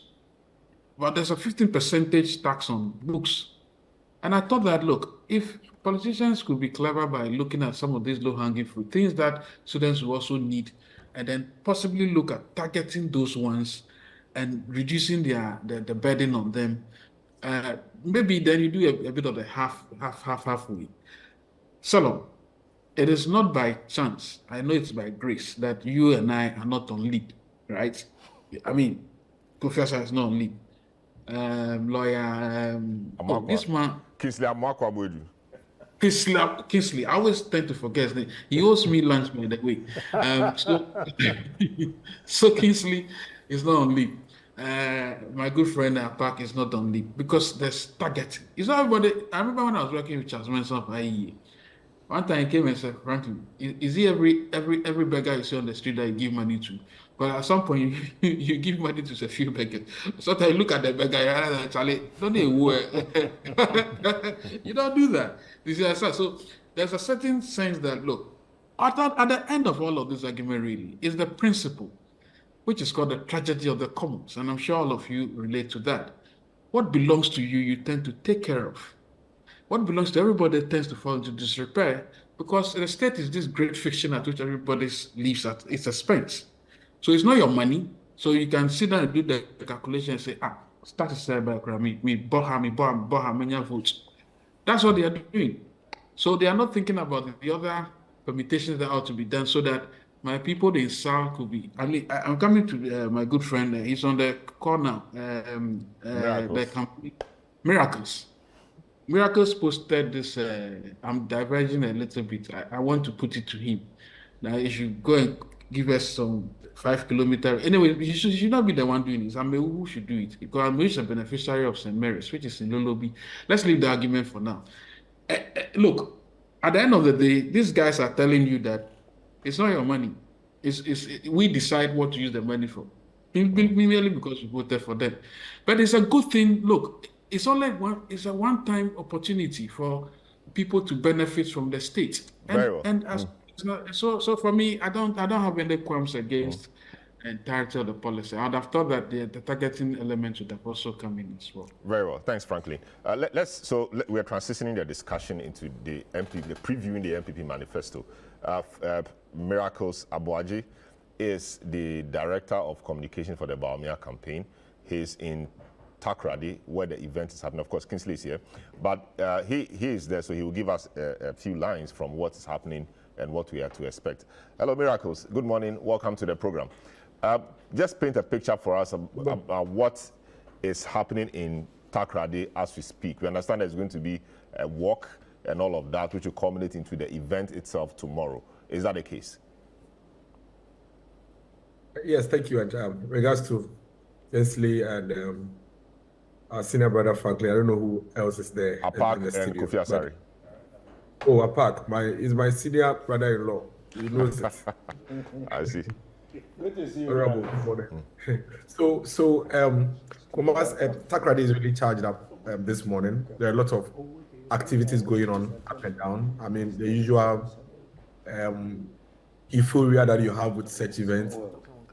Entering Takrady from all angles, you realize that the people are excited to have all the thousands of visitors coming into the secondary and then the Takrady metropolis. So there's a lot of activity going up and down. The traders are doing their business. The side gigs are also doing their stuff. This morning, as we speak, the walk is underway with thousands of people on the streets right now on the health walk with the running mate of the New Patriotic Party, Dr. Matthew Opoku Prempeh, the National Party executives, and the people of secondary Takrady Metropolis and its environs. So it's a lot of things happening at the same time, all geared towards the launch of the manifesto tomorrow. Very well, but it does appear that there's a particular focus on the Western region. You explain to us why? Because since the running mate was appointed or nominated, that's Napo, I think his focus has been towards that side of town.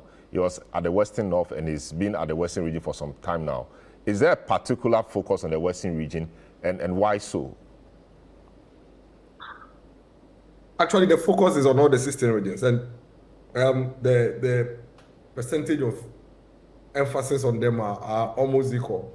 The running mate has been to the Western region, but he's also been to the Eastern region. He's been to the Bono area. In fact, he went to the Bono area before even coming to the Western region. He's currently on a tour in Ashanti region. He only truncated it to join the walk and the manifesto launch this morning.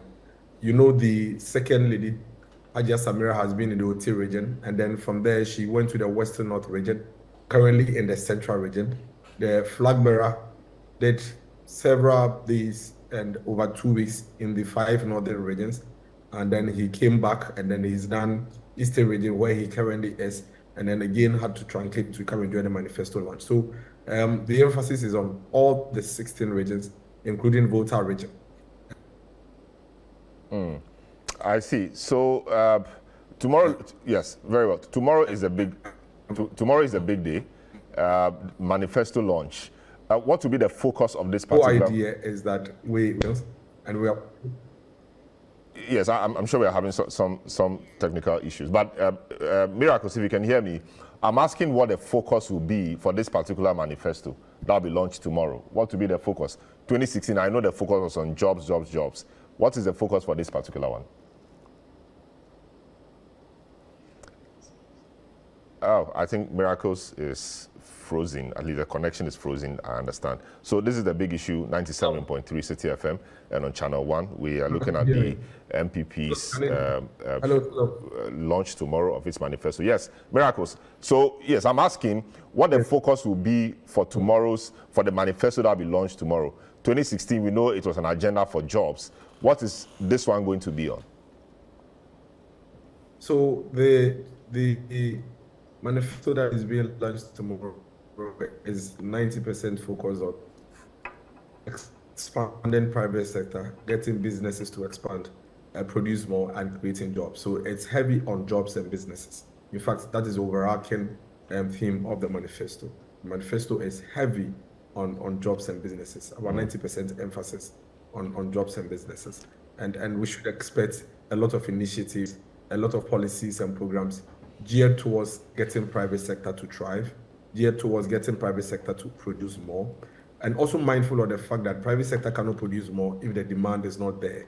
And so you should expect policies and strategies that are looking at how to stimulate the demand amongst the people to ensure that the Ghanaian person is able to have the big goods and services that they need.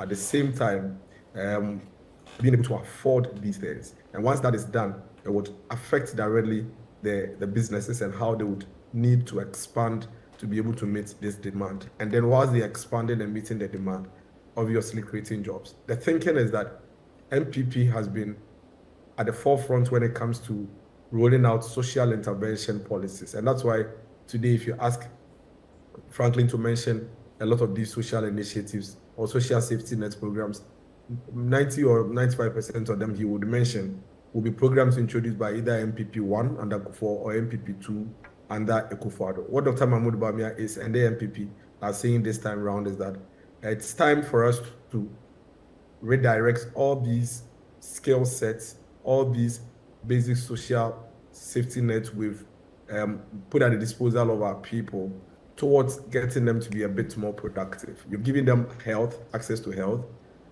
You've made it universal so that nobody is left behind.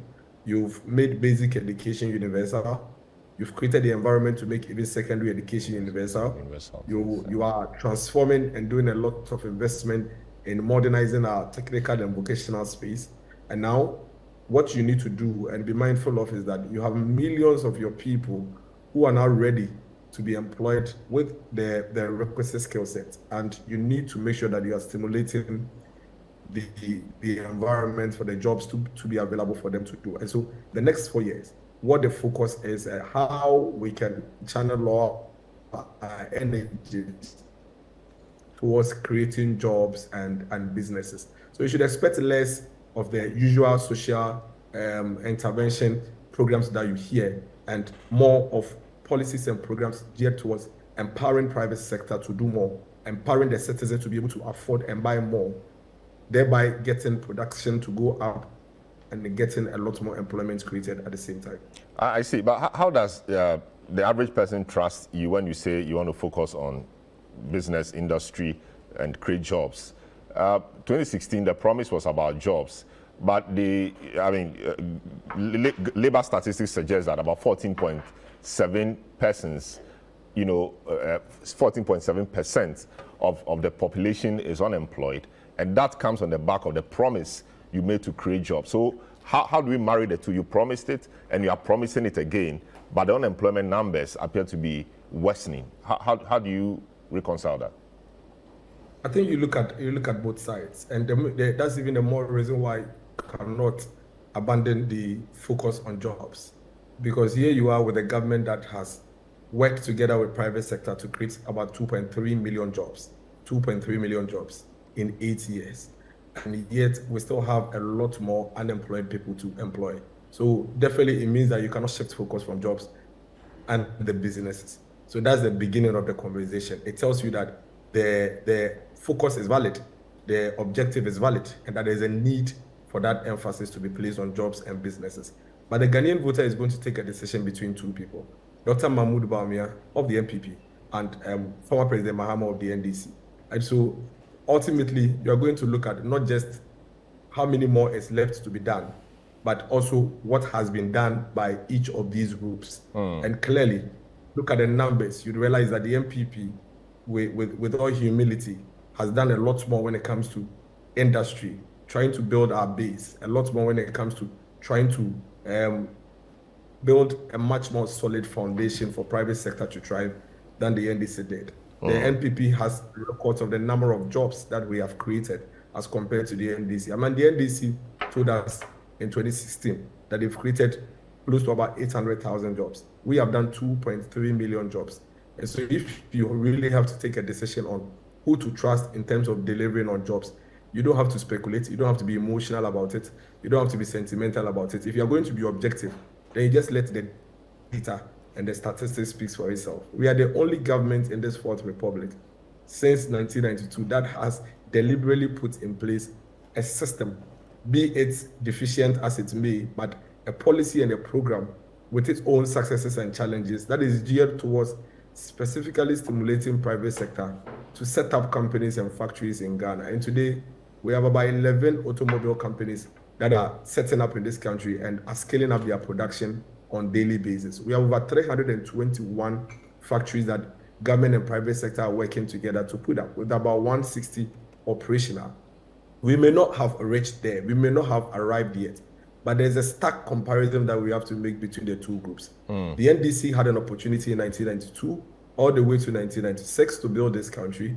They met over 300 factories that were creating jobs for the people from Dr. Kwame Nkrumah. And between 1988 and the year 2000, they sold almost 350 factories through a legislation called the Divestiture Implementation Act.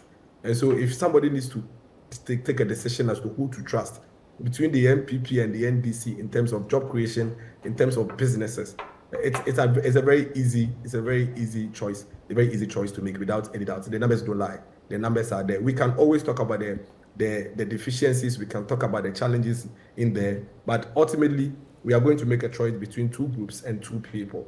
And we are going to look at who did what, who couldn't do what, and the NPP and Dr. Mahmoud Bawumia definitely miles ahead of the former president. Very well. Thanks so much, Miracle Sabaji. Thank you so much. We wish you all the best today and tomorrow while you prepare to launch your manifesto. And we hope to see you here sometime next week, so we delve into what you will launch tomorrow. All the best and stay good. All right, so that's Miracles Abuaji, who is the Director of Communications for the Bawumia campaign, just bringing us up to speed about what will happen tomorrow, what to expect, etc. Let me do a quick round, then we wrap up on this and we go to the next matter. So, APAC, I mean, quite a tall order, a number of things they want to do, jobs, industry stimulation, etc. They say if there's anybody who should not even be talking about this at all. It should be the NDC, because the NDC met a lot of factories, sold them, and all of that. What's your quick response to that? Well, you can't expect miracles to say anything other than what he has said. He is a spokesperson for a campaign that is dead on arrival, and they have a very tough time making a case to Ghanaians, selling their candidate and his running mate. I mean, you are speaking about the same party, the same group of people who are manning the affairs of state today as we speak, where you just indicated earlier that unemployment has gone up from about 7% in 2016 to the current figures, which is above 14%. We are talking about the same group of people who promised Ghanaians that they were going to construct, that was the initial understanding, construct or build a factory in every district, which clearly has been one of the most palpable, deceitful promises one can expect. The program turned out to be piggybacking on already existing factories and giving them some monies and then branding them and then listing them as a part of the success story. Even so, there are many districts in Ghana that don't have factories, including mine, Busa South. So we've been asking when there's going to be a factory established in Busa South. Now, when he talks about the shift from social intervention policies, he makes the claim that they have a record of about 90% of socially intervening programs. You know that cannot be true. It can't be. I mean, you see, their definition of social intervention is warped and very pigeonholed.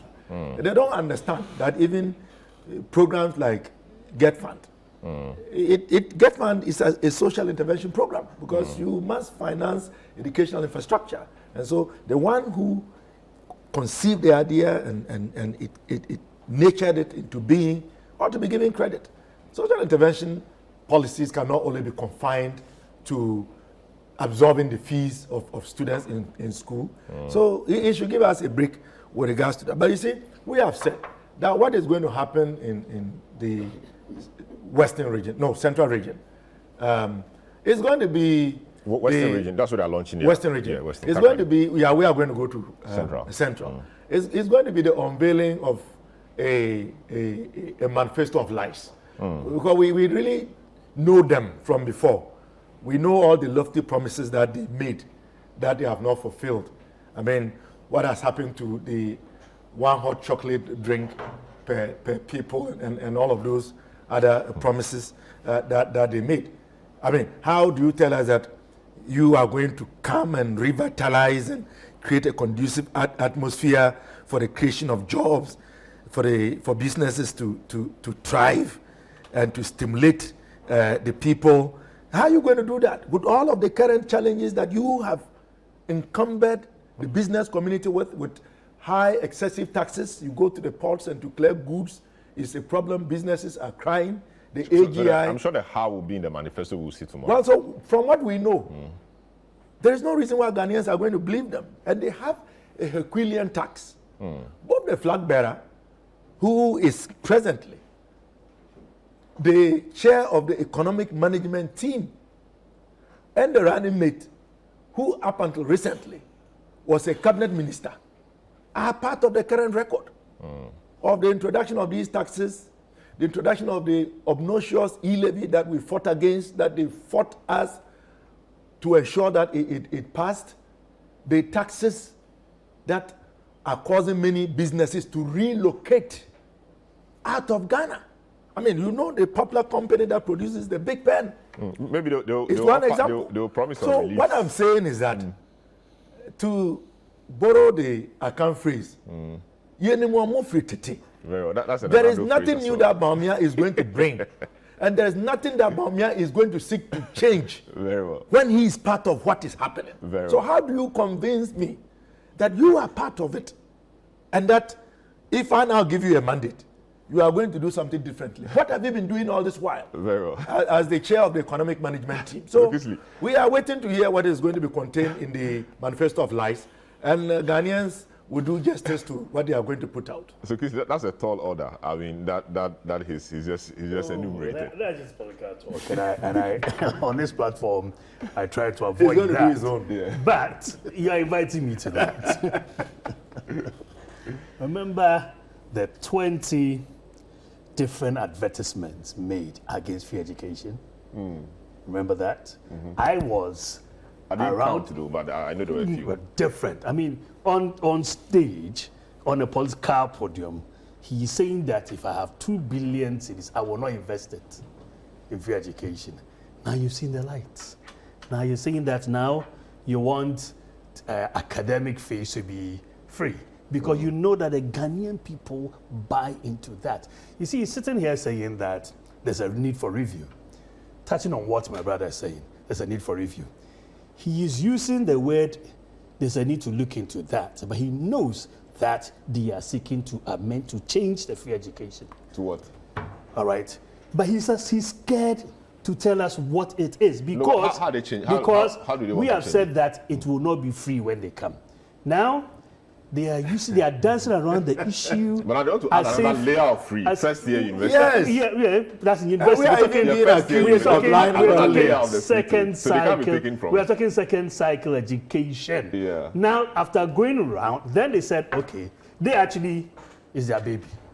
Yes. Gone past that argument because Ghanaians didn't buy it. Then now they're saying that, okay, now we also have something about free. Our friend Kofi said that we are now doing more. We are now doing more. Franklin Kujo. Sparkling, yes. Oh, Kofi is Kofi here. is sitting by me. Okay. No, maybe he's also Kofi. We don't know. Now, he said that we are doing more social interventions now, and you have become a champagne socialist. And I'm saying, should you He remove? said that in the gist. Not in the gist. I did. know it for a fact. did. I know He a said lot that in the more gist. of your people who are more capitalists than some of us. And we proudly are center right. But you see, if you are going to say that this is what it is, this is what we came to meet, so let it be like that and we should all run, it will be unfair to those who are not as privileged as some other people are. So at least education is a leveler. You see, most of us, if you go to our parents and our grandparents, you hit the bush straight. But some of them took education as a tool, and then we have grown on their shoulders. So we are leveling it for everyone. We have done it. In spite of the problems, we have done it. You have not. Even chalk. You said we should go and buy our own chalk. No, that was just one instance. I thought we were talking about the. This was the- only No, one. because he is saying that we are about to give promises of lies, Manifesto of life. and that His Excellency, the Vice President, has been the chair of Economic Management team. Give me one legal or constitutional remit of the Economic Management team that says in our constitution or in any of the law, implement this. He's a Vice President. We didn't say But you- are you downplaying the you work of said it. the I'm The not president down said with it. You listed and your displayed, flag bearer, and you displayed your the flag members bearer, of your economic management your team. flag bearer, His Excellency, President Mahama, has actually been a president. And he was a What vice, was he and he able to was do? the head of the economic He was management not. team. He was not. He was not even a member. You didn't even call it. He was. You didn't even call it economic management team. When you raised called this it something issue, else, and it was we- Professor we Samwan put who out was the head of that. information Anyway, to that effect. When he was the vice president, what did he do? Measure that. Inflation With inflation was not to the 3%. But what the- did the- he but the economic- the do? economic grew Measure fastest that. at the time. Measure that. Just suppose that against what? He's the most visible vice president we have seen. And that is why That's he the can't run most away from the current visible record. Vice president You we made have my seen. case. You see, so you You cannot have made say my that. case. So But let's wrap up for but me. whilst he has just been a vice president, look at what he's been able to do. As against someone who has been a caretaker president and a president. Look at, in fact, it is. You see, we don't want to do this comparison yet because we have identified something. We all believe that this is good. We are saying that you have not been able to articulate how you are going to achieve it, and therefore you are not even ready yet. We are You are more saying than you are ready. ready. We are saying, well, The we people still will don't judge. believe you. Yes, but wait for us tomorrow. It's just between now and tomorrow. listen to what we are coming up with. Then we can also come and sit here. Thankfully, your platform goes very far and analyze it bit by a bit. But don't preempt it and say, oh, it's a policy of life. You are preempting our ability to implement the policy. I listen to you. You are even saying we should push it back 3 or 4 years. Exactly. Because that is preemptive. Because so why I don't you listened to you wait? first. No, let's all right? Then I said, oh, this is what you are saying. This, I think, are the challenges. You haven't even listened to us yet. And then you're saying that we are about to lie to the people. I'll wait. When we said we will do free education, did we lie to the people? When we said we'll increase employment, did we lie to the people? Did you challenge? Free chocolate. Did you challenge? Did you challenge his 2.3 employment created as against your 800,000? Your employment figures, we have always challenged them. But these are Hansard. Very well. These are Hansard. If I'm to show you Hansard, 600,000. If I'm to show you Hansard, 200,000. If we are going to go to Hansard. So you see, tomorrow, we are going to include private sector to development. When you go to places like UK and whatnot, their wage bill is not more than the public wage bill is not more than what we see here. 60%, 80% of our GDP. How is that possible? But it all starts with creating the enabling environment. There will be challenges. Don't forget about it. There will be challenges. But creating an enabling environment, don't be coming against private individuals and then say we will not be able to. We are going to engage them. We're talking about education. Tomorrow, you see what role the private sector will play in education. Even the infrastructure, building of hostels, we'll see how the innovative, that's where we've reached. Innovative ideas, realizing them. That is what we need. And that is what His Excellency, the Vice President, Dr. Mahmoud Bawumia represents. That is what he is. It's solutions to our problems, looking forward, future. Not 4 years ago, this will happen in 70 years. No, this is where we are. How do we cross over to this side? Very well. That is what we need. You see a lot more about digitalization. That's all some of the things they have said in their youth manifesto. There's a lot more coming. We just wait for it tomorrow. It's just tomorrow. Just tomorrow. We'll be here. It's 1 p.m. tomorrow. Takrade. We'll be here to provide time. It will be super. We'll be here to provide coverage. Kofi, you have the final word on all of this. Yeah, I think that we are at a very crucial time in our democracy. We all know how we've navigated our way through the economic crisis. We are still not out fully yet, but some modest gains have been made at the macro level, with very, very little, reflection at the micro level. The challenge is how the macro level growth being recorded, begins to manifest at the household level in the pockets of the ordinary Ghanaian. That is where we are now. You're here to see that. So we hope that the manifesto that the NPP puts up tomorrow deals with the key issue of translating macroeconomic gains to microeconomic gains. One, the cost of business. The cost of business is too high. The cost of credit is so high, it's a disincentive to private sector participation in business. And that is the key driver to the unemployment rate that we are seeing here. Because government cannot continue to be, to be employing people just because it has to employ them. Government should employ because they need their services. I have a situation where, in many instances, some of the public institutions are overstaffed. You understand? Look at Cocoa Board. Government is just recruiting because it has to recruit because of the huge unemployment situation.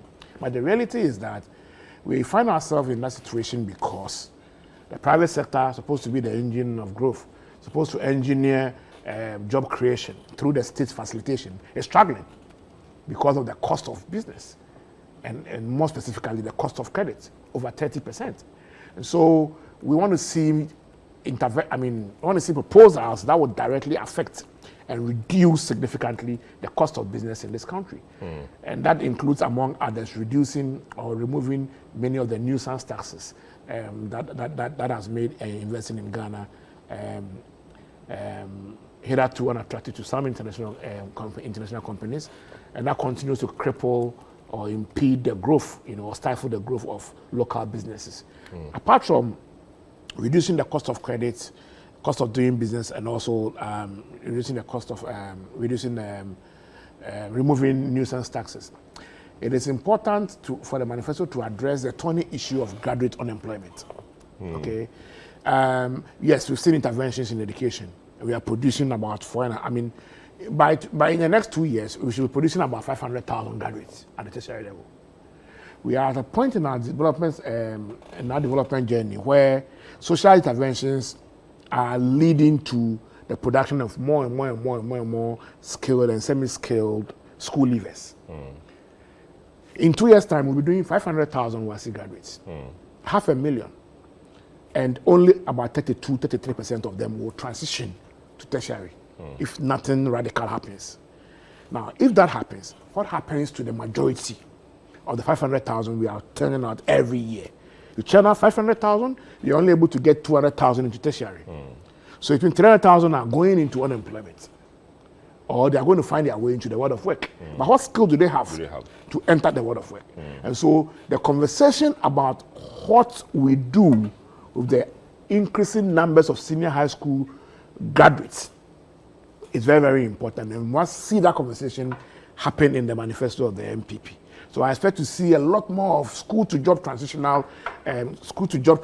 initiatives, so that we are sure that as we expand access to secondary education, our secondary school graduates, who should be a blessing, do not end up becoming a national security threat because of the lack of clear pathways and opportunities, equal opportunities for the youth after secondary school. Very well. So these are the two key things I want to see, in the manifesto tomorrow as we move into the future. I said that was the final word, but Franklin, just give me the final word on this, on the NPP manifesto launch and everything.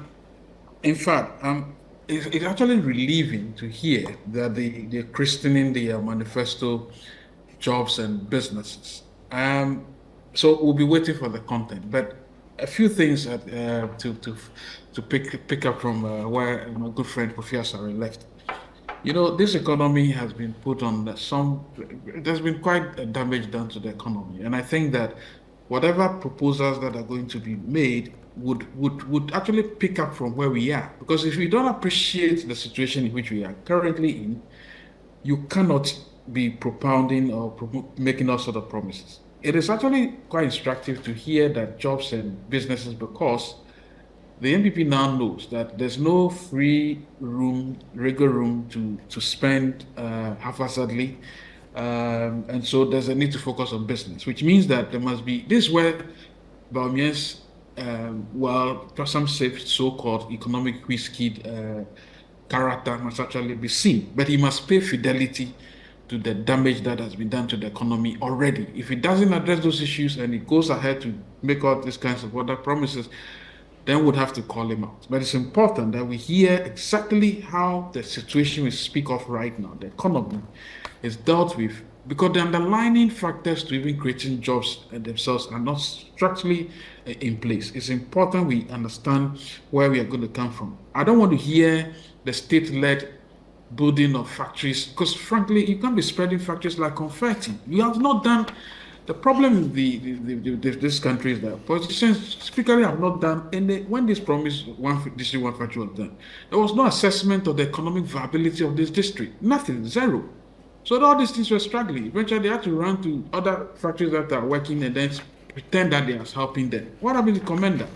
Should have continued on Commander and then fix it. But they should sell Commander, by the way, whoever wins power. But I'm just saying that this whole state-led thing, we should do away with it. I want to hear something on SIGA. SIGA is a good state interest, whatever. Over around something state-owned and not delivering any value. There must be a drastic reduction. Sell most of them. And then by selling them to, which is also a private sector thing, they should not be selling to cronies. Because we'll be watching out for chronic capitalist arrangement. Because that's one of the things we don't want to hear in this time. In any case, going ahead, I've seen that the finance minister is making moves towards helping small business, SME, but I'm yet to see the plan, because $300 million, or is it $200 million? It's a lot of money. I don't want them to use it like the way COVID alleviation thing was used, but sharing the money by heart. So private sector, yes, if the state will help, the state should just help by providing avenues, reducing the barriers to enterprise. As Kofi Afara has said, these taxes are too many, reduce them, get out of the way and let people take care of their lives. Now maybe they are coming back to the center right thing. But before they end my support, I want to see Fidelity pay to the economy that had been so now in hell's kitchen, as all of us have been pummeled into hell's kitchen, address the fundamental issue, own up, say sorry, and say, I want to fix this by doing ABCD. He's already started with the flat tax thing, which is a useful thing. We want to see that. Thank you. Very well. Thanks so much, Franklin Kujo. We'll take a short break. When we return, we'll look at the NDC's boycott of the Peace Pact and also Brandon Champon's comment and what that means for our politics and election 2024. This is the big issue. Don't go away.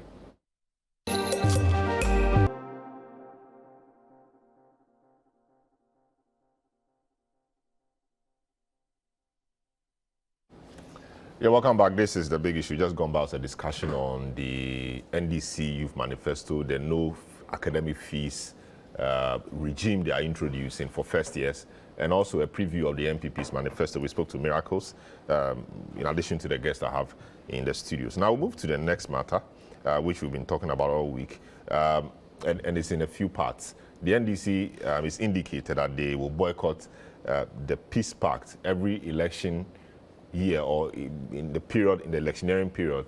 Peace Council and other stakeholders organize this forum where all the political parties meet and their candidates sign a peace pact committing to be peaceful during the election and not to engage in anything that would disrupt the peace and stability of the country. The NDC is saying that this time around they don't care about it. They will not even do it because it hasn't yielded any results. And this came as a shock to a number of people. And the NPP in a statement are saying that the NDC should reconsider, making a passionate appeal to the NDC to reconsider their posture by reason of the national interest and desist from making statements likely to fuel tensions in the political atmosphere, and all of that. But we'll see why they are saying that after that. There are a number of comments that have come up in the week. Brian Champon said a few things, that they will win the election at all costs. Whoever disagrees should go bend the sea.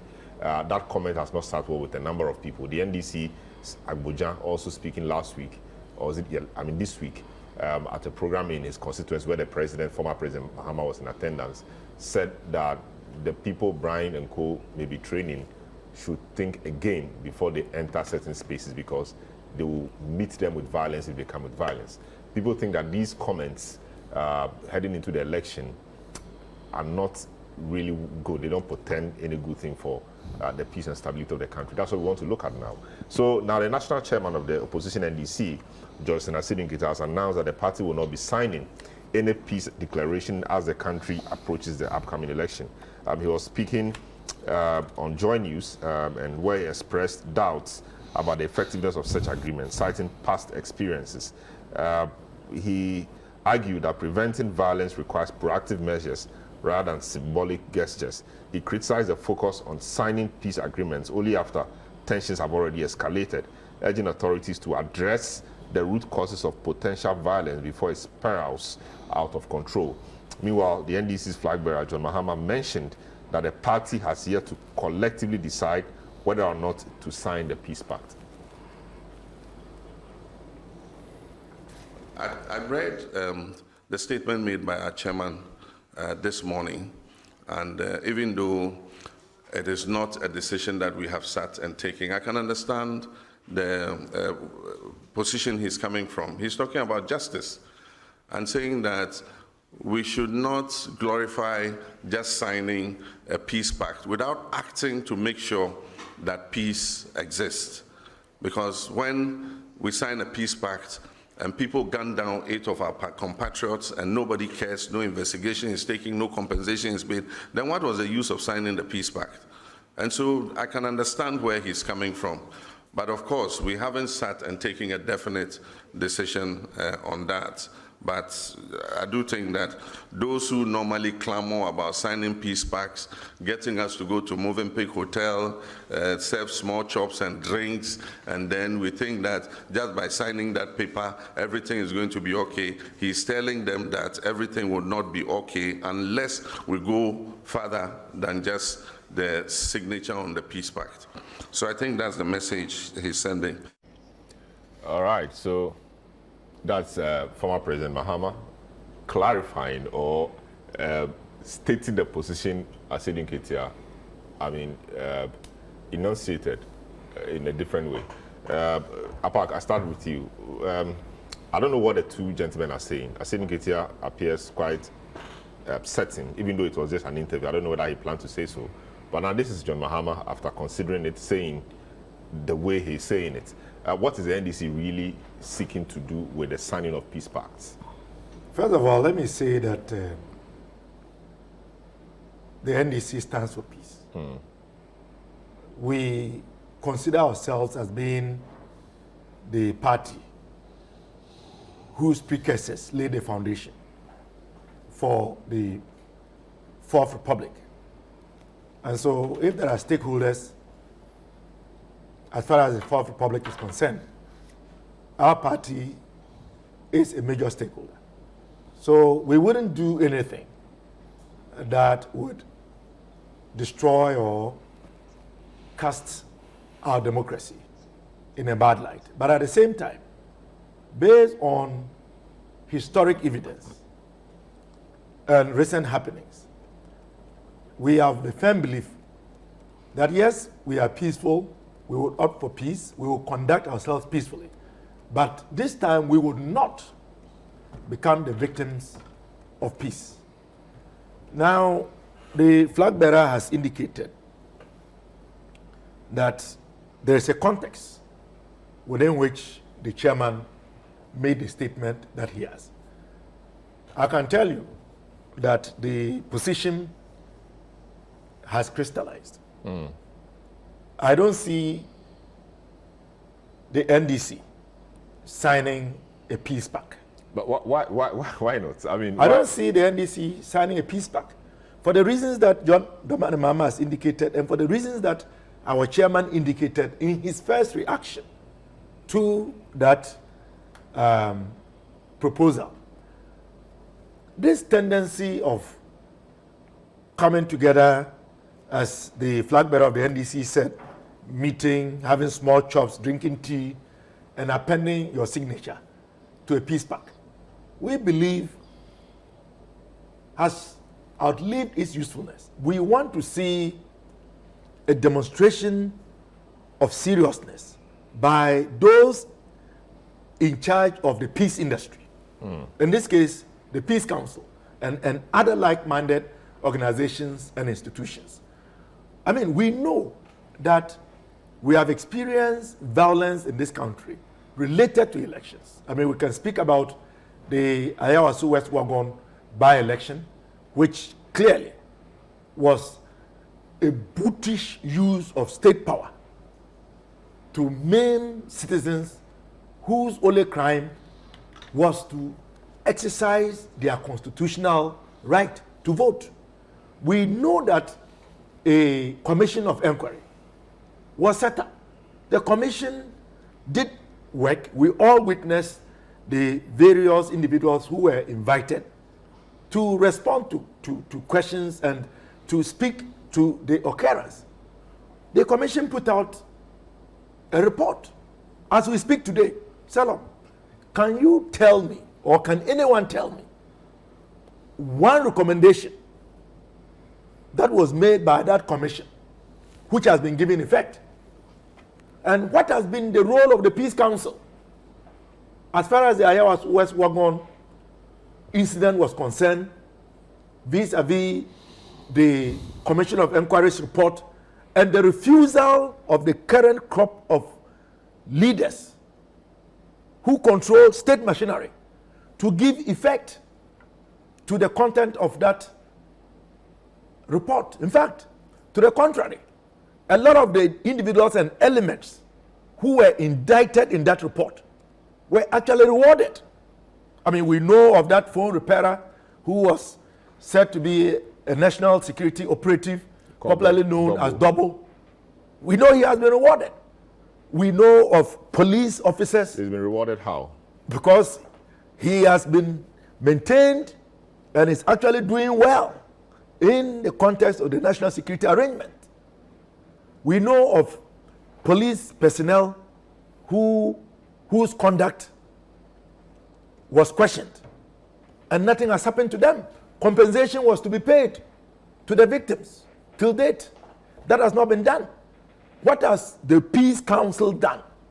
Because these are some of the occurrences that create the suspicion that we have. And you see, if it was only this incident, we wouldn't have a problem. We were told at the time by operatives of the New Patriotic Party that what happened at Ayawasu West Wagon was a dress rehearsal for the 2020 election. And what did we see during the 2020 election? Even the processes towards the 2020 election, the registration, the intimidation in our strongholds, the use of COVID as an excuse to deploy military personnel to harass citizens and to intimidate people. And in fact, during the election itself, 8 people lost their lives. What has the Peace Council done about that? As we speak, no action has been taken with regards to bringing to account those who murdered Ghanaian citizens. 8 of them. Based on all of so this, with all of this that is going on, and even let me even finish. Even more recently, we have had issues and challenges with the electoral body, the EC itself, missing BVDs and questions to do with the registrar. Recently, we have even raised concerns about the fact that you are going to exhibit a register beginning on the 20th of this month. And yet we as key players, as political parties, we have not seen copies of that register to allow us to be able to monitor and process and follow the system to ensure that aliens who were not originally captured are not smuggled into the register. And then you are inviting us to come and sign a peace pact. It is not about the signature. And the evidence is there to demonstrate that it is not merely about signing onto a document that is going to engender peace. And since those who are promoting that idea have not found it necessary to be bold and proactive in holding to account you will pull out others who have violated such pacts, we don't see the necessity in signing onto a peace pact. And then we will come to the statements made by Brene Champo. Very well. Kingsley, I mean, they've made a point that they signed a peace pact. Things happen, institutions that encourage them to sign it keep quiet. So they mentioned Ayawasu West Wagon, they mentioned, and the fact that the Commission's recommendations haven't really been followed. And also the 2020 elections, where about some 8 people were told died, the matters around Teshiman South, etc. Nobody has been called to order. The security guys who shot and killed the people are just walking free. At least we don't know what happened to them. We don't know who shot them. My understanding is that in the security arena, every officer or any officer that goes out with a gun and bullets, has, I mean, the bullets have some numbers. They can be that can be traced to them. Nothing of that nature has happened, and everybody is fine. They are saying that happened despite the peace pact. So there's no point really in engaging in that. What do you say?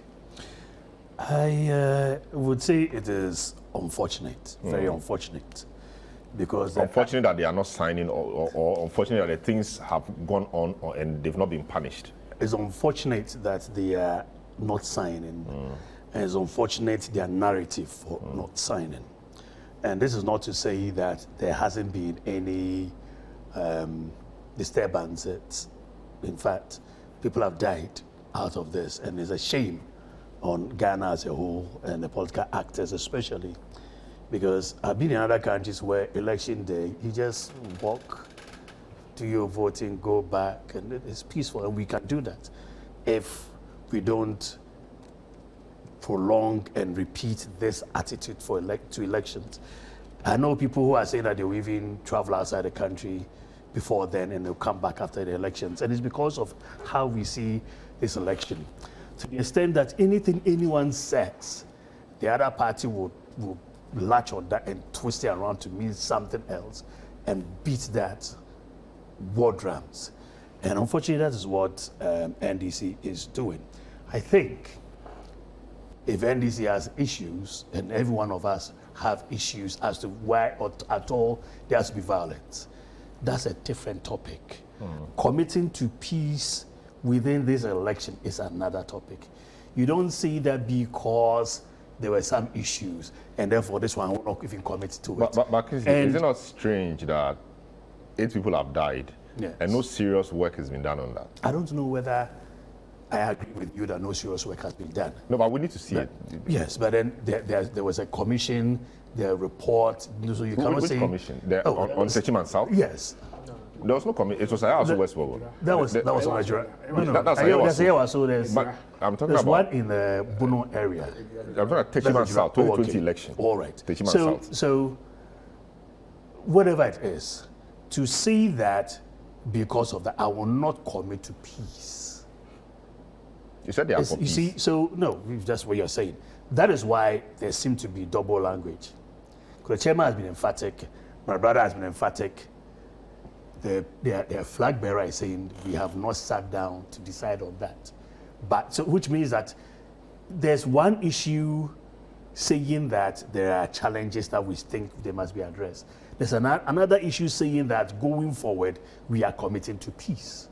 You cannot make it on condition of what has been in the past, because then you see, in this country we weaponize the electorate, which is very bad. We weaponize the electorate, which is very bad. In fact, if we are going to weaponize, and let me latch it on to what Brother Champon said, if we're going to weaponize everything that everyone says, okay, and twist the issues out to mean or to suggest something, there's a lot to be said about NDC. Too many. What is that the chairman does? What does it mean? In this Ghana, and when you're wearing, that's what. when you're wearing Batakai red with all those amulets, and I know those there's nothing in that. So that's what. Reading the symbolism. But you are reading someone, but you are reading into what someone says, and then you come. But he does that at his party programs. Exactly. But we that's the party program. But we choose how to interpret it. Not yes, exactly, because you see. So he does that at our party rallies. Does it mean he's going to does it everywhere. He does it everywhere. That is a symbol. Yeah, exactly. That symbol. What does that symbol mean? It means you cut off the head. Exactly. But you, that means that he's not going to tolerate any nonsense. The way they would, I don't know, they would cut off their head. I don't tolerate nonsense. The way they would have run with this, taking pictures, explanations, narratives weaving out of this. You see, if someone says something on a platform, remember in court, someone said he was seized by Wipopoglibli. Even when that happens. No, it was a lawyer who said he might have been seized by. Yeah, but it was his lawyer speaking on behalf of. And we all know. We don't know. Exactly. So when things happen like that, you see, we should be mindful how we will latch onto it and say this is what. So you are saying that it is a political talk? Yeah, but there are certain political games we shouldn't even be playing. We shouldn't be playing because, as I said, it is one Ghana. For all of us. Those who travel and go and see someone 10, 20 years, they still come back because Ghana, this is us, this is our Ghana. Anything that will make, will flare tempers up. You see, when we live here, you are friends. Me and Clementa Park, we are now remembering Harry Sawyer days and what we used to do. Some of it we say we will not say on air because we are now responsible members. Is that not so? So people don't know. People don't see that side. So. You see, I'm sure I'll be friends with him when we leave here. All right. But in their minds, it is the banter that we had. And then they will think we are enemies. Then they'll go and do very, very responsible things. The one Brian Champon said that. Is he not the same person who said, hey, Atu? But me and you, we are brothers. He's not the same person who said that. And now people are saying, oh, they are brothers. Then Afenyo Markins now had dinner with Ato on his birthday. I think one of them, I think it was either Ato's birthday. Ato's birthday, yes. Yes. Ato's birthday. That is how we are. I am told that there's a certain floor where you people will open one tin of milk, and it will go around. I am told it happens. But in the open, it's like it's not like that. So anything that we will do that will foment the idea that it is war. No, it is not war. It's a contest of ideas. Very well. So we are vehemently against that. And it's unfortunate because you see, when I just sat here and started Googling NDC and violence, there's a lot of tap. You see that? A lot of instances. A lot. But if I did that, I'll get the same for NPP. That is why don't think that because someone somewhere has done something, don't make it a whole national issue that you're saying that our party chairman is saying we will not sign. When you do that, then you have actually galvanized your base that this is what. Look at the tone of the letter we issued. It's very peaceful. That is what we need in Ghana. That is the tone. Yes. All right? Well, we are urging you. Yes, we are saying it's unfortunate. But we are urging you, please come back. Whatever issues you have, there are times that they even actually threaten the EC. But the EC is just a referee. And then some of them, I said they will storm there to make sure this. I remember this incident. I was a lawyer to one of the people arrested when the unfortunate incident happened at Fantiman, the MP. Some people were initially arrested, about 8 of them, that they committed that offense. And one of them just happened to have bought his phone. Okay. Bought his phone. But the phone that he was using and sold to somebody. Yeah, the phone that he was using, it got sold about 3-4 times. It ended up in Kumasi Pankrono. Someone sells second-hand phones. And thumbs up to the security agencies in Ghana. That's huge evidence. The moment he switched it on within split second, NIB Kumasi that's huge evidence. And arrested him. And then he also had to trace who sold it to him. Thumbs up to them. But that was all he did. I had done 4 repeated bail applications. And in particular, I was so sure that I'm marshalling all my Article 14 arguments and whatnot, people, where is the public, all that. I got to where the SU building is, just about to get to the court. It was around 8. Court started at 9. Then on my left, I saw about 4 or 5 people wearing red. It was nothing. I moved up a bit, there's about 30. I moved, getting to where the EC is. It was NDC now, amassing their people. They blocked the road. We cannot go. My client is calling me. By the time I had to turn around, make a detour, by the time I got to court, the matter had been called. No lawyer was there. They were back. Next agenda date about 3 weeks. Guess what? That is the same election that they said they didn't have results. They hadn't tabulated their results yet. So all those, war-like attitude to it was for nothing. We should be careful how we say we posit things, and then discuss isolated issues. This happened. How are we going to solve this? This also happened. But it still remains that we've not seen an end. So let's bring pressure to bear on those isolated issues, because remember, each constituency's issues is going to be different from another's. Yes, but people have been killed. So yeah, that's not, you see, and it's unfortunate for those our brothers and sisters who have departed. I don't even see the way the president put it, our compatriots. They are Ghanaians first. Yes. Not necessarily NDC people. Yes. They are Ghanaians first. And Ghanaians have been killed, and in families, you could have NDC people, NDC persons married to. In fact, some people said they were criminals. First, the Deputy Speaker said they were criminals. So let's address that. What should we do when you feel disenfranchised? Do you go to collect evidence, go to court, or do you rush against the security agencies? Very well. And the security agencies, at that moment in time, what do you do? Very well. Should you have live bullets on you, or should you have something else? There was all these disturbance in London. All right, we had this shield, glass-like shield. Even that they were throwing chairs and whatnot. So should we adopt that as opposed to another country which is also highly civilized, but still the police are allowed to kill? Very well. So these are things that we must discuss, rather than saying it is war. Okay. And we are coming. This is not war. So Kofi, the concerns have been raised that in the past they sign, things happen, and nobody comes to say anything. And so the signing of the pact is lost relevance. What do you say? I don't think it has lost relevance, absolutely. But I think there are genuine concerns that require addressing. Unfortunately, I'm not too sure if the Peace Council mandated to ensure the peace, have the mandate to address the issues they are raising. You see, peace cannot be a function of one institution. Peace Council will only come in as an advisory, but the institutions mandated with the responsibility of delivering justice and resolving some of the issues that the NDC has raised are not or may not necessarily be the Peace Council, and that is the problem. And once those institutions are not forthcoming with the response, then it makes the work of the Peace Council difficult. You see, there's a difference between peacemaking, peacekeeping, and then peace building. Okay, peacemaking is when there's a conflict, and then you act to stop a conflict, right? In that case, it is more or less an activity to stop an ongoing conflict.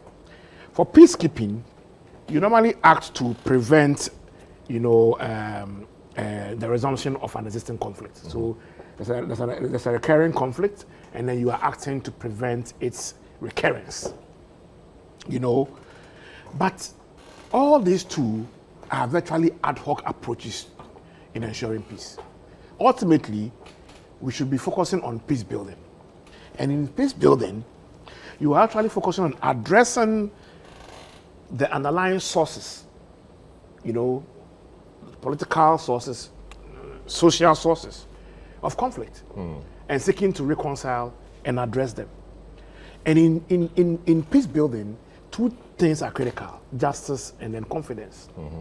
If it is seen by actors in the peace process that there is no justice in the process of building peace, in the process of finding, in the process of addressing peace from the causative angle, you understand? If it is seen by some of the actors or the actors that there's no justice in that process, it affects the confidence, And so I think that the Peace Council being seen to be quiet and only coming out loud when it's time for elections, calling people to come and sign peace pacts, makes its approach akin to peacemaking, where you think there's a peacemaking or peace keeping, where you think that there's a conflict and you have to address it, or you think that there's a recurring conflict that you want to make sure that you find a solution to it. But those two are ad hoc.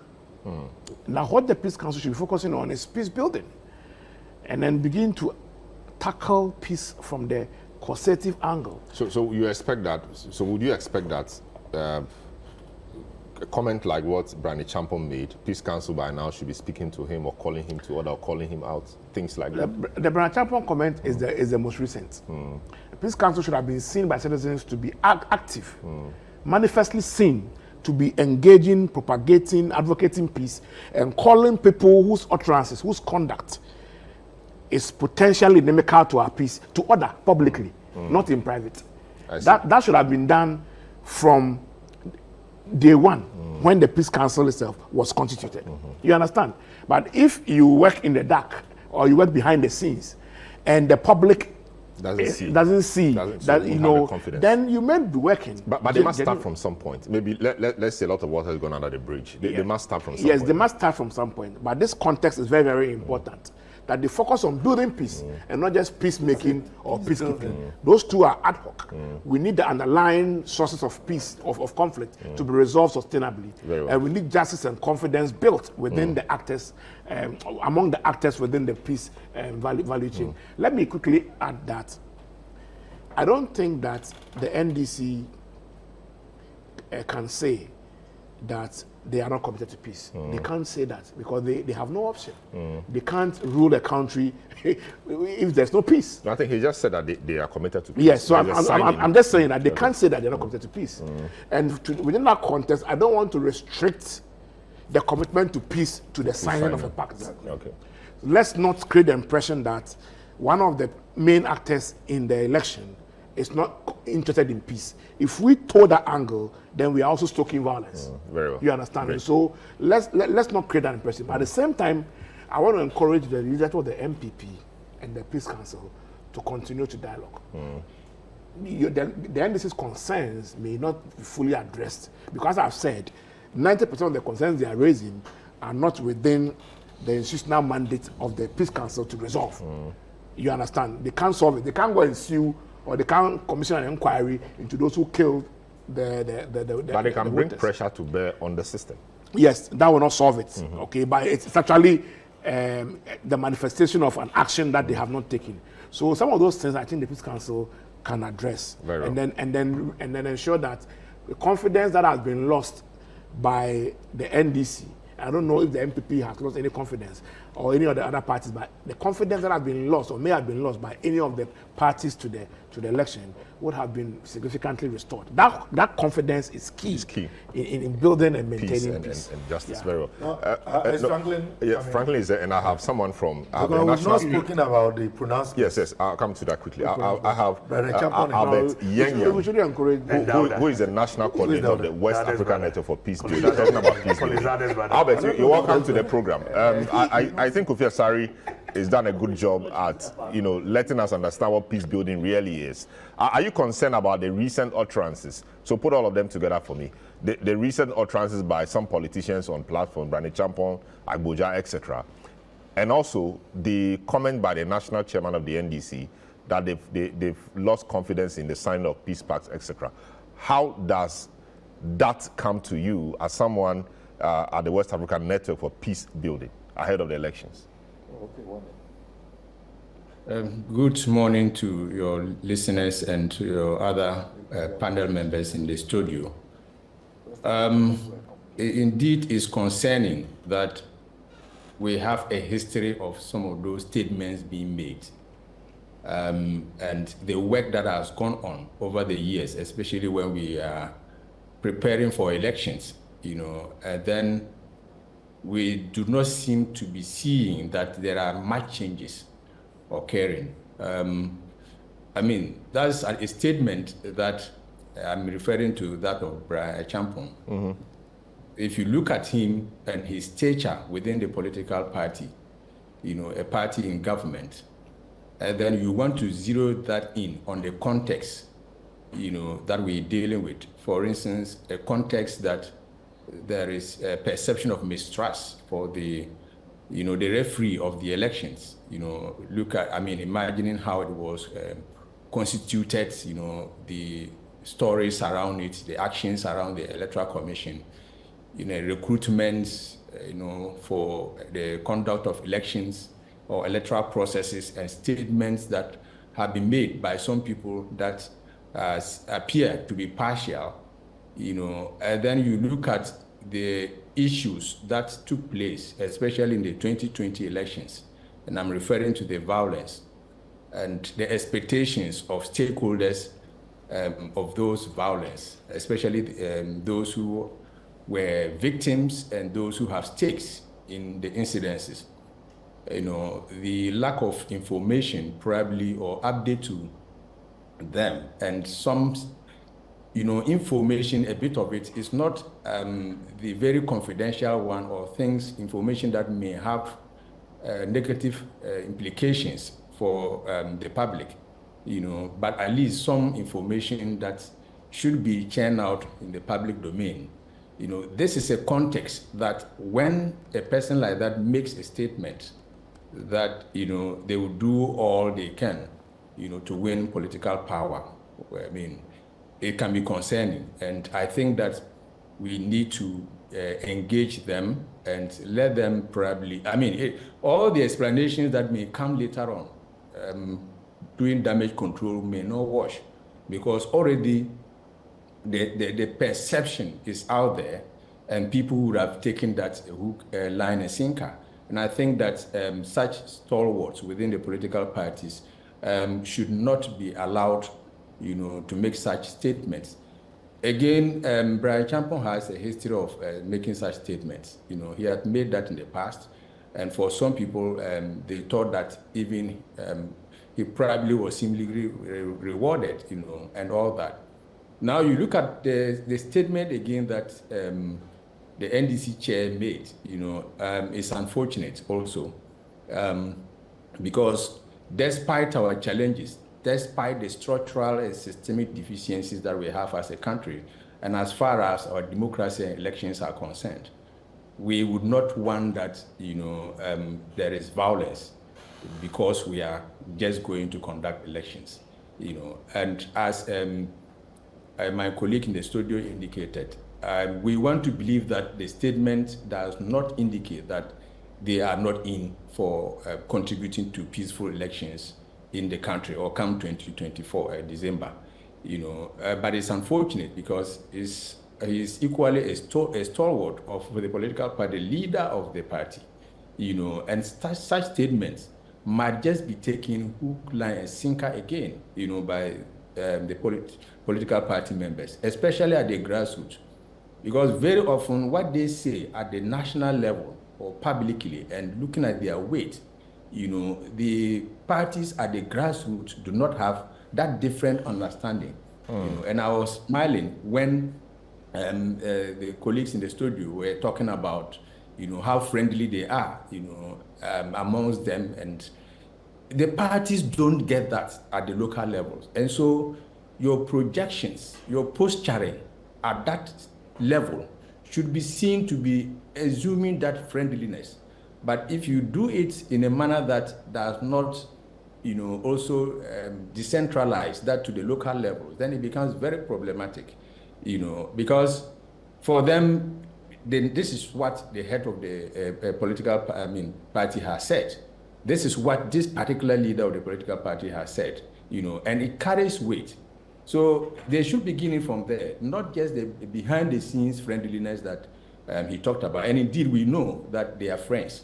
The political party members are friends. We have a lot of examples to show or indicate. Well, what then becomes the role of, how about institutions? The institutions must be seen to be working. If the institutions are working and calling those people to order, the public's confidence will grow, like what Kofi said. But we don't appear to be seeing that. So Peace Council, even civil society like yourselves, etc. We need to see more of you. What do you say? I mean, it depends on the type of issue that you would be required for us to be public.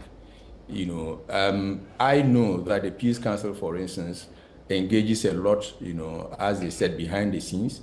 I know that OneUp has done a lot of engagement with several stakeholders, dousing tensions and enabling a platform for conversations that would otherwise, you know, turn violent.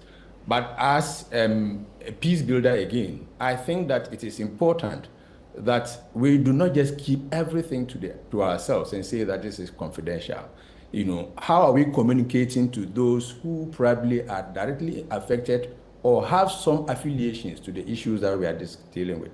We need to, update them regularly and seem to be, you know, demonstrating that indeed we are working. That is very important. Otherwise, it also carries the public perception. So we have to walk a thin line of what is it that we need to demonstrate, you know, or showcase that there is something happening and that we are attending to the issues. Going forward in 2024, for instance, I mean, we have the history of the elections. We expect information. We expect some updates. We expect to see that some of the challenges or deficiencies that contributed to the violent incidences we recorded, for instance, in 2020, you know, what are we doing so that we don't have a repeat of that? That is very important. And all of that, we need to build the confidence of the populace so that they can at least know that come 2024, they can go to the ballot box, polling stations to cast their ballots without being afraid of anything that may happen to them. And that, you know, their ballots will be counted. That is very important. But if we are not indicating that right from the beginning, then it becomes problematic. You know, that perception and fear, insecurity of the populace, especially the electorates, will be carried forward. Very well. Thanks so much. Thanks so much for speaking to us. Albert Yenliang, who is a national coordinator for the West Africa. Yenliang. And I want to say that, basically, the NDC should be interested in signing the peace pact. You know, that sends a strong signal, what would have happened? That's the key question. If the peace pacts are not usually signed, so I think that it is prudent that at least they should be amenable and then eventually sign the peace pacts. Very well. Thanks so much, and thanks so much for your time this morning, Albert Yeliyang, National Coordinator of the West African Network for Peace Building. Let me talk to Franklin briefly. Yes, so Franklin is Franklin. I know you've been listening. I don't know what you make of the NDC's, I don't know whether to call it a position yet, about signing the peace pact. And you also want to box that together with Brani Champo's comments. What do we do to lower the temperature ahead of election 2024? Well, first of all, I think doing the same thing over and over again, somebody described that as being a bit unwell upstairs. For me, I don't think this refrain about peace and meeting to whatever, sign whatever agreements, really, we should be preoccupied with that. At least elections should be organized properly. I mean, if your candidates, you look out for, make sure that avenues for all these, should I call it bastardization of human rights are actually not allowed. Look, it was simply because the EC, and I think the behavior of the EC at the time, having all these regional collation centers, was actually one of the reasons why this mayhem was visited on about 7 Ghanaians. And let's not forget the names of those people, by the way. Zakaria Samira, Musa Fuseni, who was just 14, Zakaria was 12, Botre Taki, 16, Abdullah Yari, 18, Tajuddin Mohammed, 41, Dompre Imano, 36, and Abbas Ibrahim, whose age was not given. These persons have not been apologized. The families have been. The president has just forgotten about all of this stuff. Never for once said, "Look, we don't even know the perpetrators of these heinous acts." The reason we had the killing and the maiming of about 15 others was simply because of the intransigence of the EC. The former EC chairman, for example, said it was a silly idea to have had all these collation centers, because you only increase the temperature of the elections. So let's call out the preparation. And I suspect that's what the General Mosquito is talking about. The processes leading to these kinds of behavior must be stopped. Of course, the nonsensical comments made by political actors when they're on stage also ought to be called into question. But let's be careful. Let's look at the building blocks of all these kinds of things. I mean, we've been talking about the EC. Yesterday I was in a conversation with a prominent Ghanaian, and he asked me, do you know how the EC spends his money? So, well, Uncle Modia, you don't go there. The procurement process, the regroup. Anyway, let's not diverge. Look, so we need to talk about the processes, how they even organize. I'm happy to hear though that they now want to have about 750 people or something vote quickly, so there will be many more centers. Now they are talking. Now they are coming home. Let's encourage them to see reason, to make sure that the processes are not, there's no suspicion, right? And that's one of the best ways of organizing the election. Election is not just, you know, there are people sitting around shaking hands and all of that. Those things mean nothing. If the Peace Council has said virtually nothing about these people who were killed, they should focus on that, get the perpetrators, and get this restitution for those families. Very well. Thanks, Franklin. Yes. Apak, yes, just 1 minute. The point I want to make, and I must concede that the interventions made by Kofi and Franklin, and even our Albert, expert from WANEP, and myself. Well, yes, we all want peace, but I think the emphasis, and I like those submissions because we must look at the causal factors. What is it that would lay the foundation, or what is it that would allow somebody, or at least our party, to become suspicious that there is an engineered process in place to try and skew the outcome of the election in favor of one entity or the other. And all of these factors, as well as what has happened before, makes us very, very suspicious of the validity or perhaps the importance or value of simply signing a pact. I mean, you know, we have even raised questions about the very composition of the commission. Civil society groups, loud voices, complain about appointing politically exposed persons to be part of the election management body. Then you have the same president who has done this and totally refused to listen to wise counsel from independent entities, making pronouncements like, I will not hand over to somebody I have defeated. I will hand over to an NPP president. My work now is to ensure that Bawumia becomes but the next politicians president. talk like that. I mean, that's what he has to wait. do. And then you have we run out of time the really. situation of Brene Champo. Yeah. Not once, not twice, 3 times. And this is somebody who was indicted as far as the Ayawasu West Wagon, incident was concerned. So when you have all of these things happening, and we are not seeming to address the them. Peace Council and other institutions We are not seeming to address them. must be up and doing. And yet we are now expecting those of us who believe we have become victims of peace to go and sign Very another well. peace pact. For what? Very well. Very well. We've run out of time. So we cannot we can't have peace without justice. Without justice. As Bob Marley has said, there can't be no peace without justice. Very well. So before you talk about peace, let's get justice. Very well. So that's how we end the program. There should be What I'm justice. saying is that Ghana, we only have one Ghana. All right, nobody can steal your vote. The systems work. Go vote peacefully.